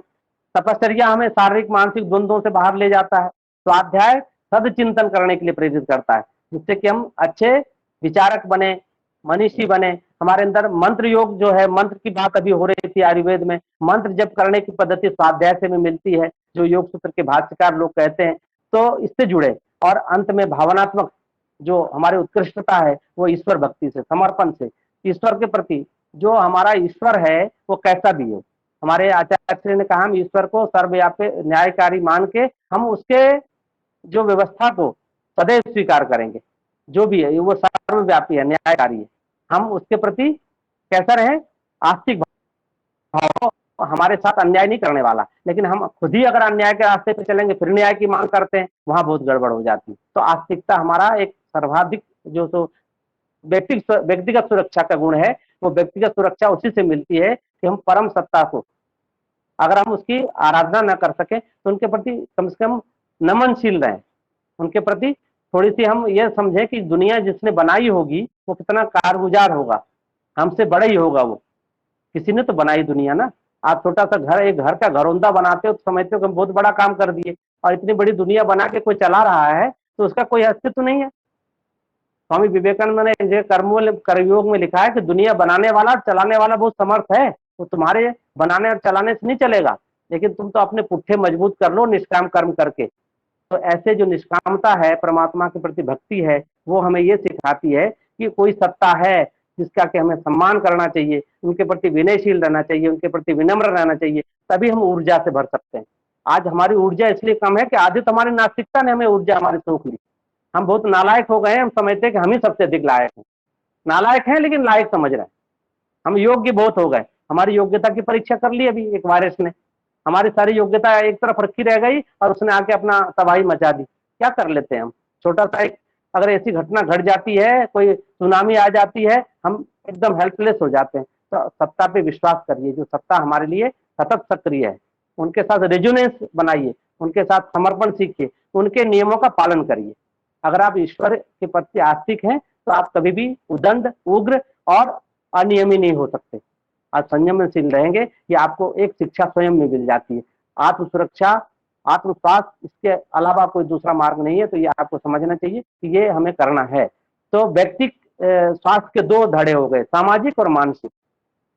जब यद्यपि तपश्चर्या से हमें शारीरिक स्वास्थ्य की प्राप्ति भी होने लगती है, ब्रह्मचर्य से भी शारीरिक स्वास्थ्य मिलता है, जो ब्रह्मचर्य और तप का पालन करेगा उन्हें शारीरिक स्वास्थ्य भी उपलब्ध होगा, वो उसका आउटकम है। लेकिन मैं आपको शारीरिक स्वास्थ्य के लिए आसन के अभ्यास के लिए कहूंगा कि आसन अगर हम करते हैं तो आसन से कहा गया है कि आसन रुजो हंसी, जो हमारे रोगों की समाप्ति है वो आसनों से संभव है ना। चबानला जो अपने सबसे जो अच्छे इसमें हुए तो उन्होंने ये कहा कि भक्ति सागर आदि एक ग्रंथ है, तो वो कहते हैं कि और सब आसन योग और सब आसन रोग भजावे, ये दो आसन योग सतावे। जो पद्मासन सिद्धासन है ये हमारे योग की सिद्धि के लिए है, लेकिन जितने बाकी आसन है वो हमारे रोगों की समाप्ति के लिए है। तो हालांकि पतंजलि ने तो कोई आसन नहीं बताए, लेकिन एक उन्होंने मानदंड बता दिया, स्थिर सुखम आसनम। अगर आसन में स्थिरता और सुख की प्राप्ति होने लगे तो समझ लेना द्वंद्व अपने आप चले जाएंगे। तब तो द्वंद्वान अभिघात, उस आसन की सिद्धि से आपके द्वंद्व चले जाएंगे। यद्यपि मैं बताऊं ध्यानात्मक आसन सभी रोग निवारक हैं, समस्त रोगों से वो मुक्ति दिला सकते हैं। ऐसा मैं नहीं कह रहा हूँ, हटियों के ग्रंथ कह रहे हैं। आप देखिए शिव संहिता देखिए उठा के, आप घेरण संहिता देख लीजिए, सभी में कहा गया है पद्मासन सिद्धासन ये सर्व व्याधि विनाशकर हैं, सभी व्याधियों का समाप्त करने वाली। लेकिन आज सिद्धासन पद्मासन लगाने की आदत किसे रह गई है? बैठने की फुर्सत नहीं है। किसी आसन में बैठते हैं क्या आप? कितनी देर बैठते हैं? आप देखिए अपनी परीक्षा करके। हमें फुर्सत नहीं है। सुबह से उठ के क्या करते हैं, जल्दी जल्दी मुंह धोते हैं, जल्दी जल्दी स्नान करते हैं, तो करते नहीं तो अपना क्या लैपटॉप लिया चल दिए और अपना लाइफ जी रहे हैं, भाग रहे हैं बस जीवन को समेटने के लिए। और मिल क्या रहा है? दुख ही दुख मिल रहा है, क्योंकि आप इंजॉय कर रहे हो वैसे तो आपके साथ वही हो रहा है। हम अपने जीवन को कितना महत्व देते हैं? आप कम से कम आधे घंटे के लिए ही सही कोई ऐसे ध्यानात्मक मुद्रा में आधे घंटे के लिए ही सही इस तरह के आसनों का अभ्यास करिए। सूर्य नमस्कार है, अभी आप 16 आसन देख रहे थे। हम लोगों ने एक अभियान शुरू किया, अभी घर घर पहुंचे प्रज्ञा योग, देश अपना बने निरोग। हम लोगों ने प्रज्ञा योग प्रोटोकॉल अभी लॉन्च कर दिया है और हम अभी इन सभी चीजों को पूरे देश में गायत्री परिवार के माध्यम से विस्तारित करने वाले हैं। हमारा प्रज्ञा योग का जो 16 स्टेप का जो अभ्यास है आप उसको देखेंगे, बहुत सरल आसन है। इसमें तो अभी निधि जी पूछ रहे थे कि रिव्यू दें, मैं एक आसन के लिए जरूर कहूंगा इसमें निधि जी कि जो हमारे सुप्त वज्रासन है वो बहुत लोगों के लिए थोड़ा कठिन होता है, हालांकि उष्टासन भी कठिन होता है। तो हम जो उसमें जो आसन रखें उसमें सभी वर्गों का, जैसे हमारे वृद्ध हैं, महिलाएं हैं, उनके लिए थोड़ा कभी कभी हमें लगता है कि वो कठिन होता है। तो युवा वर्ग के लिए तो बहुत अच्छे हैं ये पैकेज। जो थोड़े से उम्रदार हो गए हैं उनके घुटनों में तकलीफ हो जाती है, घुटने मुड़ते नहीं है, उनको वज्रासन नहीं करने के लिए हम कहते हैं, तो उस अवस्था में थोड़ी सी कुछ चीजें इसमें कठिनाई भरी हो सकती है। हमारे यहाँ प्रज्ञा योग में भी हम रखते हैं उसको, लेकिन कुछ विकल्प तैयार करके रखना चाहिए जहाँ की वो अभ्यास हमें करने में सुगम हो जाए बस। बाकी तो पैकेज सूर्य नमस्कार हो या प्रज्ञा योग व्यायाम हो या अभी जो आपने बताया वो सारे ही आज हमारे अनुकरणीय हैं। देखिए हमारे जो पूरे अभी मर्मों की बात हो रही थी, जितने मर्म हम देखते हैं सारे मर्मों की मसाज और उत्प्रेरणा, उसकी जो उत्प्रेरणा शक्ति है वो केवल आसनों के अभ्यास से हो जाती है। विभिन्न तरह के आसन करने से वो सारी चीजें अपने आप स्पंदित हो जाती हैं। लेकिन अगर आसन नहीं कर सकते तो मर्म हमारे लिए ठीक है। हमारे डॉक्टर सुनील जोशी जी ने हम लोग को स्वमर्म चिकित्सा सिखाई थी, तो वो सिर से लेके और पूरे जो सो यहाँ तक तल हृदय तक जितने भी आवश्यक मर्म थी वो रोज उनको आप थोड़ा थोड़ा जो स्टूमेल कर दीजिए, ऐसा उन्होंने सिखाया था। भ्रामरी मर्म सिखाया था। जो हमारे चेहरे के जितने मर्म है जिसकी चर्चा अभी कर रहे थे डॉक्टर निदेश जी, ये सारे छोटी छोटी अभ्यास हैं जो यौगिक भी हैं और रोज करने में बहुत सहज भी हैं। तो आज अगर हम आज आवश्यकता सुरक्षा की है, स्वास्थ्य की है, जो व्यक्ति लौट के आ गए उनके लिए भी और जो अभी नहीं उसमें गुजरे हैं उनके लिए भी योग सर्वजनीन है, सभी के लिए निरापद है। अभी हो रहा था कि वैकल्पिक चिकित्सा नहीं, ये हमारी अद्भुत चिकित्सा है जो ड्रगलेस है, दवा इसकी आवश्यकता ही नहीं है। हमारे अंदर की जो फैक्ट्री है इसको चालू कर देता है, दवा की फैक्ट्री को। जितने भी हमारे केमिकल्स हैं, हार्मोन्स हैं, जो हमारे नीडेड रिक्वायर्ड जो तो हमारे शारीरिक ऊर्जा स्रोत है उसे खोलता है। कहाँ जरूरत है दवा की? जो रोज 5 बार सूर्य नमस्कार करेगा, मैं आपको गारंटी देता हूँ कि ढेर सारे रोग उन्हें होने ही नहीं है। लेकिन करके तो देखें, उसका आनंद तभी मिलेगा ना। ये तो बात करने का विषय है ही नहीं। आप सुबह दोपहर शाम कोई प्लानिंग करिए ताकि आपका स्वास्थ्य ठीक रहे। तो शारीरिक स्वास्थ्य के लिए आसनों का अभ्यास हम कहेंगे। आसन में ध्यानात्मक आसन से लेकर अन्य आसन, मैं अभी आसन पे ही चर्चा कर रहा हूँ कि जितने भी आसन हैं वो सारे ही रोग भंजन है। लेकिन अब पर्टिकुलर आसन पर्टिकुलर रोग के लिए आजकल रिकमेंड होने लगे हैं, क्योंकि जब हम चिकित्सा में जाते हैं तो हम पर्टिकुलर करते हैं, हमारे पास समय नहीं है तो हम जैसे मेडिसिन देते हैं, टैबलेट देते हैं, वैसे अब टैबलेट बनने लगे कि नहीं आप मधुमेह के शिकार हुए हैं तो आप ये वाले आसन कर लीजिए, आपका ये छोटा सा पैकेज बन गया। तो इस तरह की बातें तो हम थेरेपी में करते हैं। सामान्य अभ्यास की बात अभी हम कर रहे हैं। सामान्य अभ्यास में ये सामूहिक अभ्यास है, पवन मुक्तासन भाग 1, सूर्य नमस्कार और ध्यानात्मक आसन। क्योंकि ध्यानात्मक आसन प्राप्ति करने के लिए समस्त आसनों की उपयोगिता है। क्यों कर रहे हैं हम सभी आसन? क्यों शरीर हमारा सीधा रहे, ध्यान में बैठ सके हम, और हम आगे की क्रियाओं को कर सके। अगर हम इसके लिए नहीं करते आसन, केवल शारीरिक स्वास्थ्य के लिए करते हैं, तो अपूर्ण अभ्यास है ये, उसका प्रयोजन पूरा नहीं होता। क्योंकि पतंजलि ने कहा प्रयत्न शैथल्यान अनंत समापत्ति भ्याम, आसन का क्या लाभ है? अनंत को आपका मन जा सके, अनंत की और उड़ान भर सके। अगर ध्यानात्मक आसन में ये लाभ न मिले तो वो ध्यानात्मक आसन अभी हुआ ही नहीं। कहाँ हुआ? सिद्ध नहीं हुए ना, अनंत तक कहाँ जाता मन। अब हमारा इसी में लगा रहे कि हमारा पैर में दर्द हो रहा है, अभी पद्मासन लगा लिया, अब उसकी टांगे के ही हम अभ्यास कर रहे हैं, उसी के चिंतन कर रहे हैं, तो कहाँ अनंत में मन जाने वाला? मन तो उसी में लगा रहेगा। तो शारीरिक शुद्धि जो आवश्यक है, शारीरिक स्वास्थ्य जो जरूरी है, वो हमारे इन आसनों के अभ्यास से नियमित हो सकता है। ये आज हमारे विभिन्न यूनिवर्सिटीज, कॉलेज, स्कूल छोटे छोटे बच्चों में बहुत उत्साह का संचार कर रहा है। हम लोगों ने अभी एक बाल संस्कार शाला का जो एक आयोजन शुरू किया है 24 से 30 जून में। हम बताना चाहेंगे सभी लोगों को, सुबह 6:30 से 7 है, 3 से 4 है, शाम के भी 6:30 से 7 है। तो आप उसको पार्टिसिपेट करिए, अपने बच्चों के साथ करिए। छोटे छोटे बच्चों को हम इन चीजों से जोड़ रहे हैं, थोड़ी देर का ध्यान, प्रज्ञा योग, उनकी क्रिएटिविटी को बाहर लाना, ताकि हम बाल संस्कार में बच्चों में संस्कार पैदा कर सकें कि उन्हें बैठने आ जाए।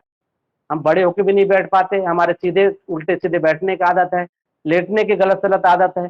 तो ये योग एक जीवन शैली कैसे देगा हमें, जब हम बचपन से उसके लिए ट्रेनिंग नहीं ली है। बड़े होकर अगर हम ट्रेनिंग लेते भी हैं तो वो ट्रेनिंग ऐसे ही रहती है। तो हम प्रयास ये करें कि अपने योग के संस्कार बच्चों से पिरोएं, जो आगे चल के उनके जीवन भर काम आए। अगला जो प्राणायाम है, ये हमारे प्राण शुद्धि का विज्ञान है। प्राण, हमारे 10 प्राण होते हैं, हमारी फिजियोलॉजिकल एक्टिविटी को ये सुनिश्चित करते हैं। जो शरीर की संरचना है ये तो अपने आप में है, इसकी फिजियोलॉजी कौन चला रहा है? प्राण चला रहे हैं। प्राण की वजह से हम विभिन्न तरह की गतिविधियां अपने आप होते पाते हैं शरीर में, चाहे हमारी श्वास प्रणाली हो, चाहे हमारी हृदय प्रणाली हो, चाहे हमारी पाचन प्रणाली हो, चाहे हमारी जो नर्वस सिस्टम हो। ये सारी चीजों को कौन रेगुलेट कर रहा है? प्राण शक्ति कर रही है। उस प्राण शक्ति को रेगुलेट करने के लिए आप क्या कर रहे हैं?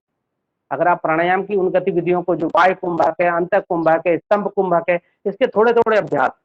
बाह्य कुंभक बहुत उपयोगी है आज के परिप्रेक्ष्य में, क्योंकि बाह्य कुंभक से हमारे अंदर जो ऑक्सीजनेशन की समस्या है वो बहुत स्ट्रांगली स्टेब्लिश हो जाती है। हम जो कहते हैं कि आपका ऑक्सीजन लेवल कितना है, इसको देखने के लिए बाह्य कुंभक का अभ्यास सभी को करनी है। आप बाह्य कुंभक करके देखिए, थोड़ी देर के लिए आपको घुटन सी महसूस होगी, लेकिन वो घुटन ही आपको ताकतवर बनाएगी। क्योंकि जो सेल्स हमारे ताकत पाते हैं वो जब कहते हैं ना, जब भूख लगे तब खाना खाओ तो खाना हजम भी होता है और ताकत भी देता है। तो वो बाह्य कुंभक हमें अंदर हमारे सेल्स में एक भूख पैदा कर देता है, और उसकी वजह से हमारे ऑक्सीजन धारण करने की क्षमता बढ़ती है, और वो एक एक सेल में मजबूती आ जाती है, हम फिजिकली बहुत स्ट्रेंथन हो जाते हैं। तो एक इम्यून सिस्टम की जो बात हो रही है वो प्राणायाम से पूरी हो सकती है, और हम प्राण शक्ति के माध्यम से 2 चीजें कंट्रोल कर सकते हैं, शारीरिक, मानसिक और मन में होने वाले विभिन्न तरह के विचार, उन सभी चीजों पे केवल प्राण संबल होने की वजह से।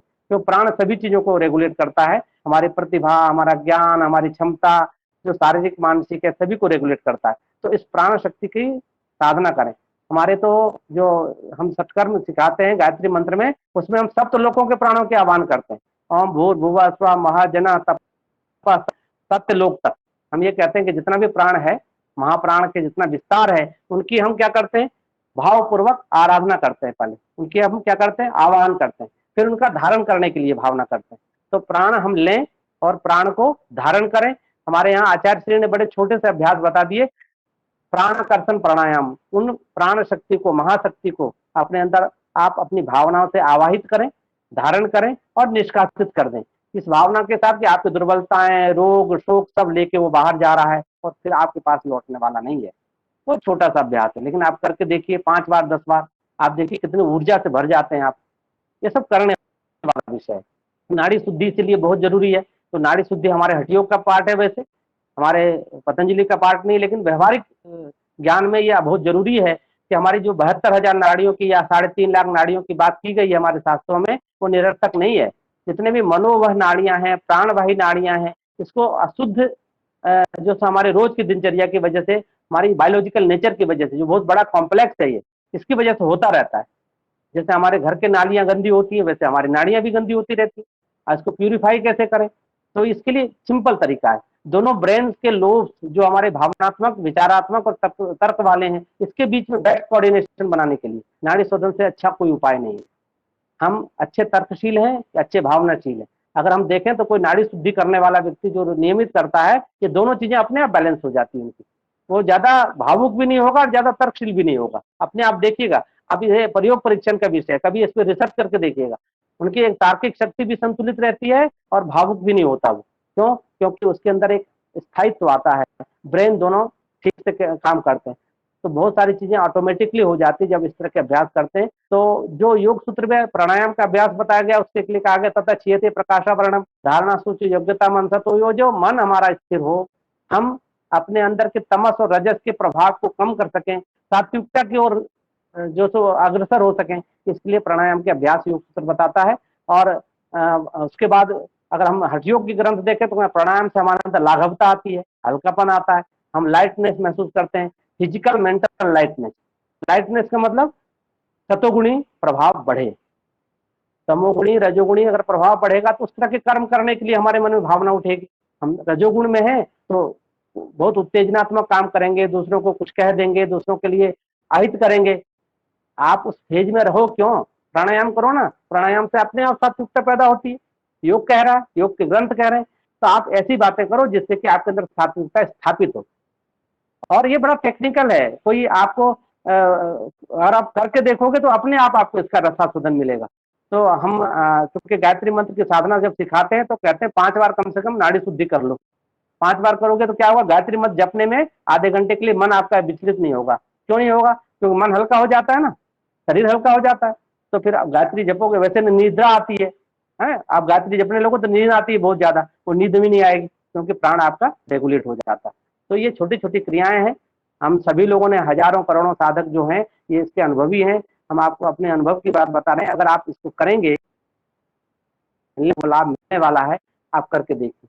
प्रत्याहार से धीरता प्राप्त होती है, प्रत्याहारेण धीरता घृण संहिता कहता है। और प्रत्याहार हमें और क्या देता है? तथा परमावश्यते इंद्रियाणाम, जो हमारे इंद्रियां हैं उसके अंदर परम वशीकरण की जो कला है वो हमें सिखाती है। अगर प्रत्याहार के छोटे छोटे अभ्यास, जहां मन हमारा बहुत चंचल हो रहा है, बहुत जो हठी हो रहा है, बहुत दुराग्रही हो रहा है, उस दुराग्रही मन को क्या करो, कहीं से मत जोड़िए, अपने अंतरात्मा से जोड़ लीजिए। बस कह दीजिए कि तुम्हारा उद्गम स्थल वहीं है, वहीं जाओ। जैसे छोटा बच्चा माँ की गोद में जाके शांत हो जाता है, वैसे हमारी इंद्रियां भी अंतःकरण में जाके शांत हो सकती है। लेकिन उसको अंतःकरण से नहीं जोड़ते, हम बाहर की चीजों जोड़ के रखते हैं और चाहते मन हमारा शांत रहे। संभव नहीं है। इंद्रियों को रोज आप जैसे बंदर को रोज दारू पिला दिया जाए और कहें कि बड़ा शांति रहे, तो संभव नहीं है। इंद्रियों को रोज भोग कराया जाए और कहा कि इंद्रिया हमारे शांत रहे, संभव नहीं। तो अपने जो उसके उद्गम स्थल है चित्त, उस चित्त से उसको इंटरेक्ट कराइए। इसलिए मन के द्वारा वो संभव है। मन हमारा कैसा है? मन बाहर भी जाता है, मन अंदर भी जाता है, उभय इंद्रिय कहा गया उसे। तो मन के माध्यम से जब हम नियंत्रण स्थापित करते हैं, हालांकि योग सूत्र तक कहता है चित्त के वशीकरण से इंद्रिया अपने आप वशीभूत हो जाती है। तो चित्त का मतलब, चित्त का जो एग्जीक्यूटिव है ना, वो मन है हमारा। मन को कह दीजिए कि आज जो है तो ये चीज हमें नहीं करनी है, तो अपने आप इंद्रिया नहीं करेंगी। आज हमें उपवास रखना है तो नमक नहीं खाना है, अपने आप इच्छा नहीं होगी। लेकिन मन से कहिए उसको, केवल आप जिह्वा से कह दिए कि आज नमक नहीं खाएंगे, तो और मन ने आपको जो सपोर्ट नहीं किया तो मन परेशान रहेगा, अरे आज नमक नहीं खाया, है ना। मन से संकल्प, इसलिए पतंजलि ने कहा अनुष्ठान करिए। योग क्या है? अनुष्ठान का विषय। संकल्प पूर्वक मन से साधना शुरू करनी। ये मनो शारीरिक आध्यात्मिक अभ्यास है। मन से शुरू करके शरीर से फिर आत्मा तक इसे ले जाइए। तो ये मन से सब कुछ होता है। प्रत्याहार इसी तरह का एक अभ्यास है जो हमारे इंद्रिय विजय कराता है। इंद्रिय मतलब 10 इंद्रियां जो हैं और मन है 11 इंद्रियों पे, इसलिए एकादशी व्रत किया जाता है। आपको पता है एकादशी व्रत क्यों करते हैं? अभी निर्जला एकादशी हुई, हमारा जो 11 इंद्रियां वो हमारे नियंत्रण में रहे। इसलिए एकादशी व्रत करने का प्रावधान हमारे यहाँ भारतीय संस्कृति में। महीने में 2 बार एकादशी आती है, जो लोग करते हैं वो आप जानते होंगे एकादशी क्यों होता है। यही एकादश इंद्रियों पे क्या करना है, अंकुश लगाना, इसको खत्म नहीं करना, इनकी क्षमताओं को नहीं खत्म करना। आप ऐसा करके अपने एकादश इंद्रियों पे नियंत्रण करते हैं। तो एकादशी, ये एकादशी शब्द इसलिए आया था। उसके बाद फिर आगे अगर देखें तो धारणा है, हमारे विचार, हमारी धारणाएं, हमारे आस्थाएं, ये किससे संबंधित होती हैं, हमारे अंदर के संस्कारों से, रोज के अभ्यास से, रोज की आदतों से। इसका परिष्कार कौन करेगा, धारणा करेगी हमारी। इसलिए ऐसी धारणाओं में हमारे चित्त को लगाना चाहिए जो कि उत्तम हो। धारणाओं का अभ्यास पतंजलि ने एक तत्व अभ्यास में हमें बता दिया है। एक तत्व अभ्यास में किस किस चीज की धारणा करना चाहिए, उच्च प्राणों की करना चाहिए, वितराग पुरुषों की करना चाहिए, अच्छे स्वप्नों की करना चाहिए, अपने अंदर जो ज्योति प्रकाश है उसे करना चाहिए। और इसके बाद उन्होंने कह दिया जिसको जहां समझ में आए वहां कर लो, लेकिन धारणा उच्च स्तरीय होनी चाहिए। हमारे आचार्य श्री ने सूर्य का ध्यान बताया, त्रिशरीर ध्यान बताया, पंचकोशीय ध्यान बताया। ये हमारे जो उत्तम वस्तुएं हैं, सात्विक वस्तुएं, उसकी अगर धारणा करने लगे तो चित्त हमारा सहज शांत होने लगेगा। हम चित्त की एकाग्रता के लिए स्ट्रगल नहीं करेंगे, संघर्ष नहीं करेंगे। देखिए हमारा मन नहीं लगता, ये कहना आसान है, लेकिन मन को लगाने के लिए हमने ट्राई किया ये भी नहीं पता हमें, कितनी बार धारणा का अभ्यास किया हमने। तो एक नियमित अभ्यास, उसकी भी आवश्यकता है। और ध्यान और समाधि ये करने का विषय नहीं है, मैं इसको मानता हूं कि अपने आप होता है। किसी की धारणा स्थिर होती है, एकाग्र होती है, तो ध्यान और समाधि में अपने आप चित्त हमारा रमण करने लगता है। तो ये दोनों ही चीजें जो है, ध्यान से अहंकार की शुद्धि हो जाती है, सेल्फ रिकॉग्निशन, सेल्फ रियलाइजेशन, ये दोनों चीजें हमारे ध्यान से हो जाती है। और बुद्धि की शुद्धि समाधि से होती है। वैरण संहिता का एक श्लोक आपको हम जरूर कोट करना चाहेंगे। उसमें कहते हैं, नास्ति माया समम पापम, नास्ति योगात परम बलम, नास्ति बुद्धि समो बंधु, नास्ति अहंकार समो रिपु। तो जो अहंकार की शुद्धि कर ले उसने अपने सारे दुश्मन को खत्म कर लिया। समझ, सबसे बड़ा दुश्मन खुद का अहंकार, सबसे बड़ी माया खुद का मन, और सबसे बड़ी जो मित्र है वो मेरी खुद की बुद्धि। तो इसलिए गायत्री मंत्र हम सद्बुद्धि के लिए करते हैं, सत्कर्म के लिए यज्ञ करते हैं। तो ये जो पूरी विधा है हमारी, जो एक सामूहिक विधा, इसको समग्र स्वास्थ्य कहा गया है। आध्यात्मिकता प्राप्त करनी है तो धारणा ध्यान समाधि का अभ्यास करना सीखिए। प्रत्याहार से शुरू होती है और समाधि में जाके खत्म होती है। अध्यात्म कौन है, अंतःकरण हमारा, चित्त का जो हमारा भाग है, चित्त की जो हमारी अंतःकरण है, उसको अंतःकरण की पवित्रता ही अध्यात्म प्रसाद कहलाता है। यहाँ पतंजलि ने एक जगह कहा, निर्विचार वैशारथी अध्यात्म प्रसाद। हमारे अंतःकरण की शुद्धि कैसे होगी, निर्विचारता से होगी, निर्विचार समाधि से होगी। तो अध्यात्म प्रसाद का मतलब अंतःकरण की शुद्धि। अंतःकरण शुद्ध हो गया, समझ लिया आपने जग जीत लिया। जो स्वयं को जीत लेता है वो जग को जीत सकता है। तो ये अभ्यास हमें करने का है। और अगर हम आत्मचिंतन वाले व्यक्ति हैं, योग के विद्यार्थी हैं, योग के शिक्षक हैं, योग के अभ्यासी हैं, तो इस अष्टांगिक मार्ग के माध्यम से, योग के समग्र पद्धतियों के माध्यम से समग्र स्वास्थ्य की ओर आप यात्रा कर सकते हैं। स्वास्थ्य केवल शारीरिक नहीं है, और जो आज मेडिकल साइंस ने हमें सिखा दिया कि शरीर के स्वास्थ्य की चिंता करो बाकी छोड़ दो, ये भी अधूरी सोच है। मैं इसकी एक तरह से आलोचना करता हूँ कि अधूरी सोच से हमारा कोई यात्रा स्वास्थ्य की पूरी नहीं होगी। शारीरिक स्वास्थ्य जितना जरूरी है उतना मानसिक, उतने ही सामाजिक और उतने ही आध्यात्मिक। अगर सभी स्वास्थ्य के साथ हम योग करेंगे, योग सभी स्वास्थ्यों की प्राप्ति के लिए करेंगे, तो हमारा जीवन समग्र होगा। तो समग्र योग करें, समग्रता से योग को अपनाएं, समग्र स्वास्थ्य की प्राप्ति करें। हमारा एक छोटा सा संदेश यही है। आज कोरोना काल में इसकी उपयोगिता बढ़ गई है। हम कोरोना में तरह तरह से दुखी हैं, सुखी हैं, तो उस दुख सुख से पार जाने के लिए इस योग विद्या के शरण में जाएं। इन्हीं सारी बातों के साथ हम अपनी बात समाप्त करते हैं। अगर कोई प्रश्न हो, किसी के साथ कोई जिज्ञासा हो तो हम शेयर कर सकते हैं। बहुत बहुत धन्यवाद पूरे आयोजक मंडल को और जितने भी वहाँ विद्वान जन बैठे हैं, और मैंने अपना समय आपको दिया, आपने अपना समय दिया, इसके लिए आपका बहुत धन्यवाद। ओम शांति शांति शांति।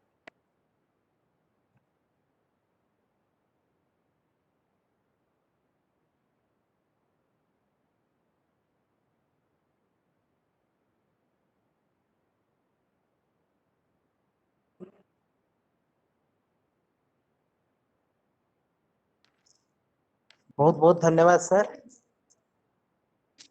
आपने बहुत सुंदर और अजय बातें बताई। योग, प्राणायाम, प्रत्याहार, प्राणायाम, ध्यान धारणा, शुद्धि, आत्मानुशासन इत्यादि के माध्यम से शारीरिक और मानसिक स्वास्थ्य के विकास के साथ साथ सामाजिक सरोकारों को भी विकास करने का जो उपाध्याय वक्तव्य दिए वो बच्चों के लिए और हमारे जैसे साधारण श्रोताओं के लिए बहुत ही काम का विषय रहा। आपको बहुत धन्यवाद। आप हम इस वेबिनार के अंतिम पड़ाव में हैं। मैं आप हमारे योग विभाग के शिक्षक श्री रविशंकर नेवार जी से अनुरोध करता हूँ तो धन्यवाद अर्पण करें और इसके साथ ही धन्यवाद अर्पण के बाद इस प्रोग्राम का समापन भी हो जाएगा। रविशंकर सर। बहुत बहुत धन्यवाद सर। सर्वप्रथम मैं अपने गुरुजनों को विनम्र सादर प्रणाम करता हूं। आज के इस हमारे प्रथम वेबिनार में जो योग विभाग का हुआ, ये हमारे आज के लिए हमारे लिए बहुत गौरव का दिन है, बहुत ही अच्छा दिन है। हमारी प्राचार्य महोदया ने योग विभाग की शुरुआत करके आज पहला वेबिनार करने का मौका हमें दिया, उनका हृदय से आभार है। और साथ ही हमारे गुरुजनों का, डॉक्टर सुरेश सर का, जो हमारे गुरु भी हैं, मार्गदर्शक हैं। हमने जो भी सीखा है योग से उनके सतत संरक्षण में रहकर सीखा है।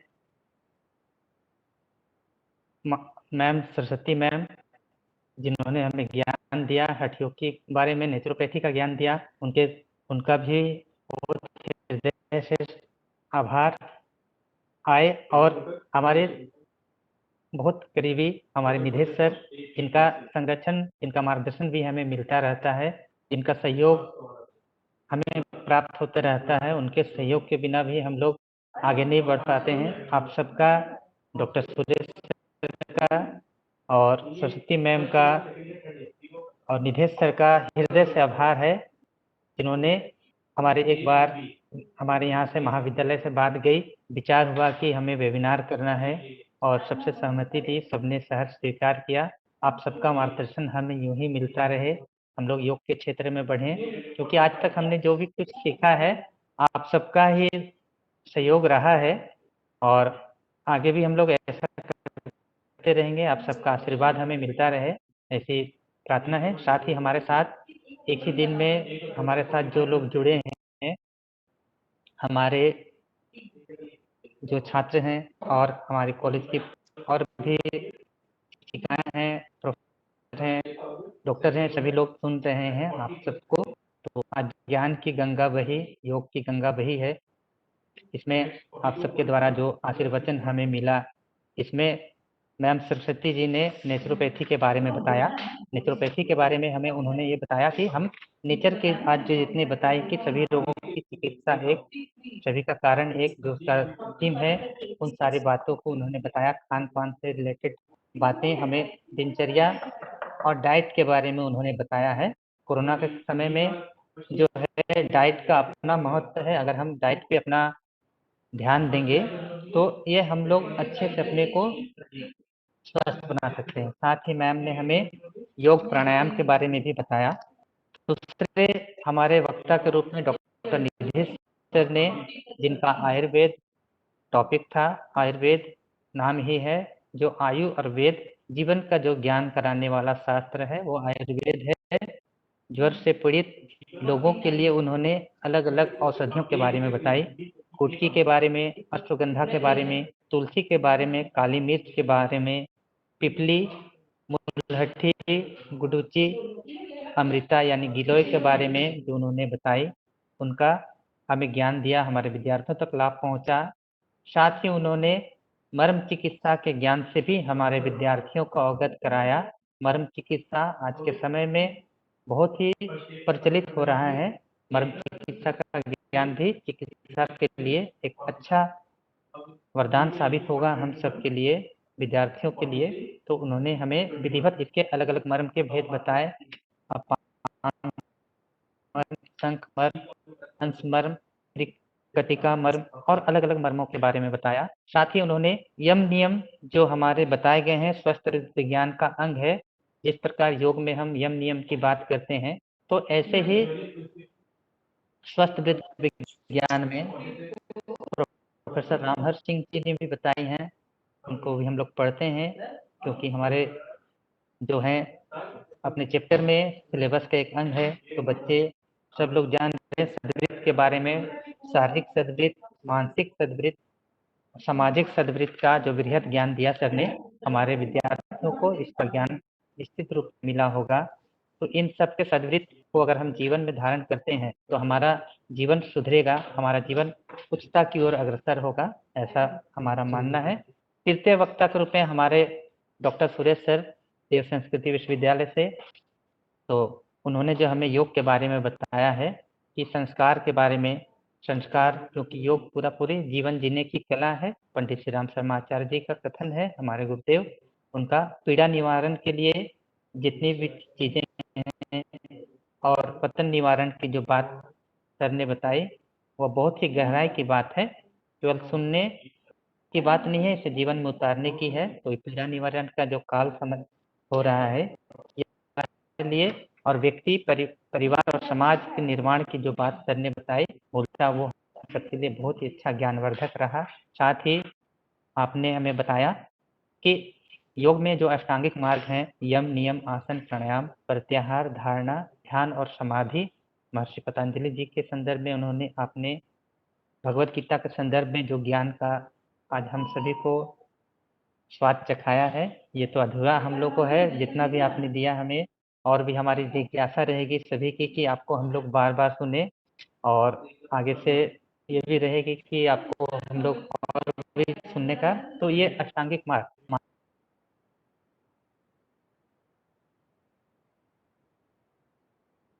सत्य अस्त्य ब्रह्मचर्य अपरिक्रिया जो 5 यम है, और शौच संतोष तप स्वाध्याय ईश्वर प्रणिधान के बारे में जो व्यक्तिगत हमारी यह है मॉरल कोड है व्यक्ति का, इनको अगर पालन करते हैं योग जीवन में सदेगा। दोनों ही महावक्ताओं ने हमारे इस बारे में बताए हैं। और ईश्वर प्राणिधान के बारे में सर ने बताया, आसनों को सबका विधिवत आसन प्राणायाम प्रत्याहार धारणा ध्यान और समाधि के बारे में आपने हमें बताया। साथ ही आपने बताया कुछ नए प्राणायाम को, जो प्राणाकर्षण प्राणायाम है आज के समय में बड़ा ही प्रासंगिक है। इस प्राणाकर्षण प्राणायाम का भी व्यक्ति अगर अभ्यास करता है तो वो निश्चित रूप से अपने आप को स्वस्थ बनाएगा, प्राणवान बना के रख सकता है। तो इन सारे बातों को आपने बताया, और बस इन्हीं बातों के साथ मैं ज़्यादा कुछ नहीं, हमारे साथ जुड़े जितने भी हमारे आज के विशेषज्ञ थे, मैं हृदय से उनका धन्यवाद करता हूँ। हमारी प्राचार्य महोदया, उनका भी उन्हीं के आज्ञा से, उन्हीं की अनुमति से यह वेबिनार चला। साथ ही हमारे विभाग के विभाग अध्यक्ष महोदय डॉक्टर सुधीर कुमार साहू जी का भी हृदय से आभारी हैं कि उन्होंने ये बात तक रखी और हम लोग आज इस वेबिनार में उपस्थित हुए। साथ ही इस वेबिनार में जुड़े हुए प्रत्यक्ष और अप्रत्यक्ष रूप से श्रोताओं का हृदय से आभार, हृदय से धन्यवाद। और साथ ही जो मीडिया का हमारा आप तक तो ये पहुंच रहा है मैसेज, हमारे यहाँ से महाविद्यालय से जो हैं हमारे अधिकारीगण, उन्होंने इसको हमारे तक पहुंचाया, आप तक पहुंचाया, उनको भी हृदय से धन्यवाद। शांति पाठ करेंगे, सभी से निवेदन है। ओम अस्तु मा सद्गमया तमसो मा ज्योतिर्गमया मृत्योर्मामृतं गमया। ओम शांति शांति शांति। पुनः आप सभी का हृदय से धन्यवाद, सभी को प्रणाम। जी सर, प्रणाम सर। एक घोषणा है अंत में सारे पार्टिसिपेंट के लिए, आप लोगों के लिए फीडबैक फॉर्म जाएगा, फीडबैक हम सर्कुलेट कर देंगे, और फीडबैक जो आएगा उन्हीं लोगों को ही सर्टिफिकेट मिलेगा। ये रिक्वेस्ट है सबको कि सब लोग फीडबैक फॉर्म ये बेसिकली स्टूडेंट्स एंड पार्टिसिपेंट्स के लिए है, और हम सारे सालों को हमारे जो पैनल में हम लोग जो उपाध्याय दिए, बनवाल सर और सरस्वती मैडम को धन्यवाद ज्ञापन करते हुए इस प्रोग्राम का यही अंत होता है। नमस्कार सर।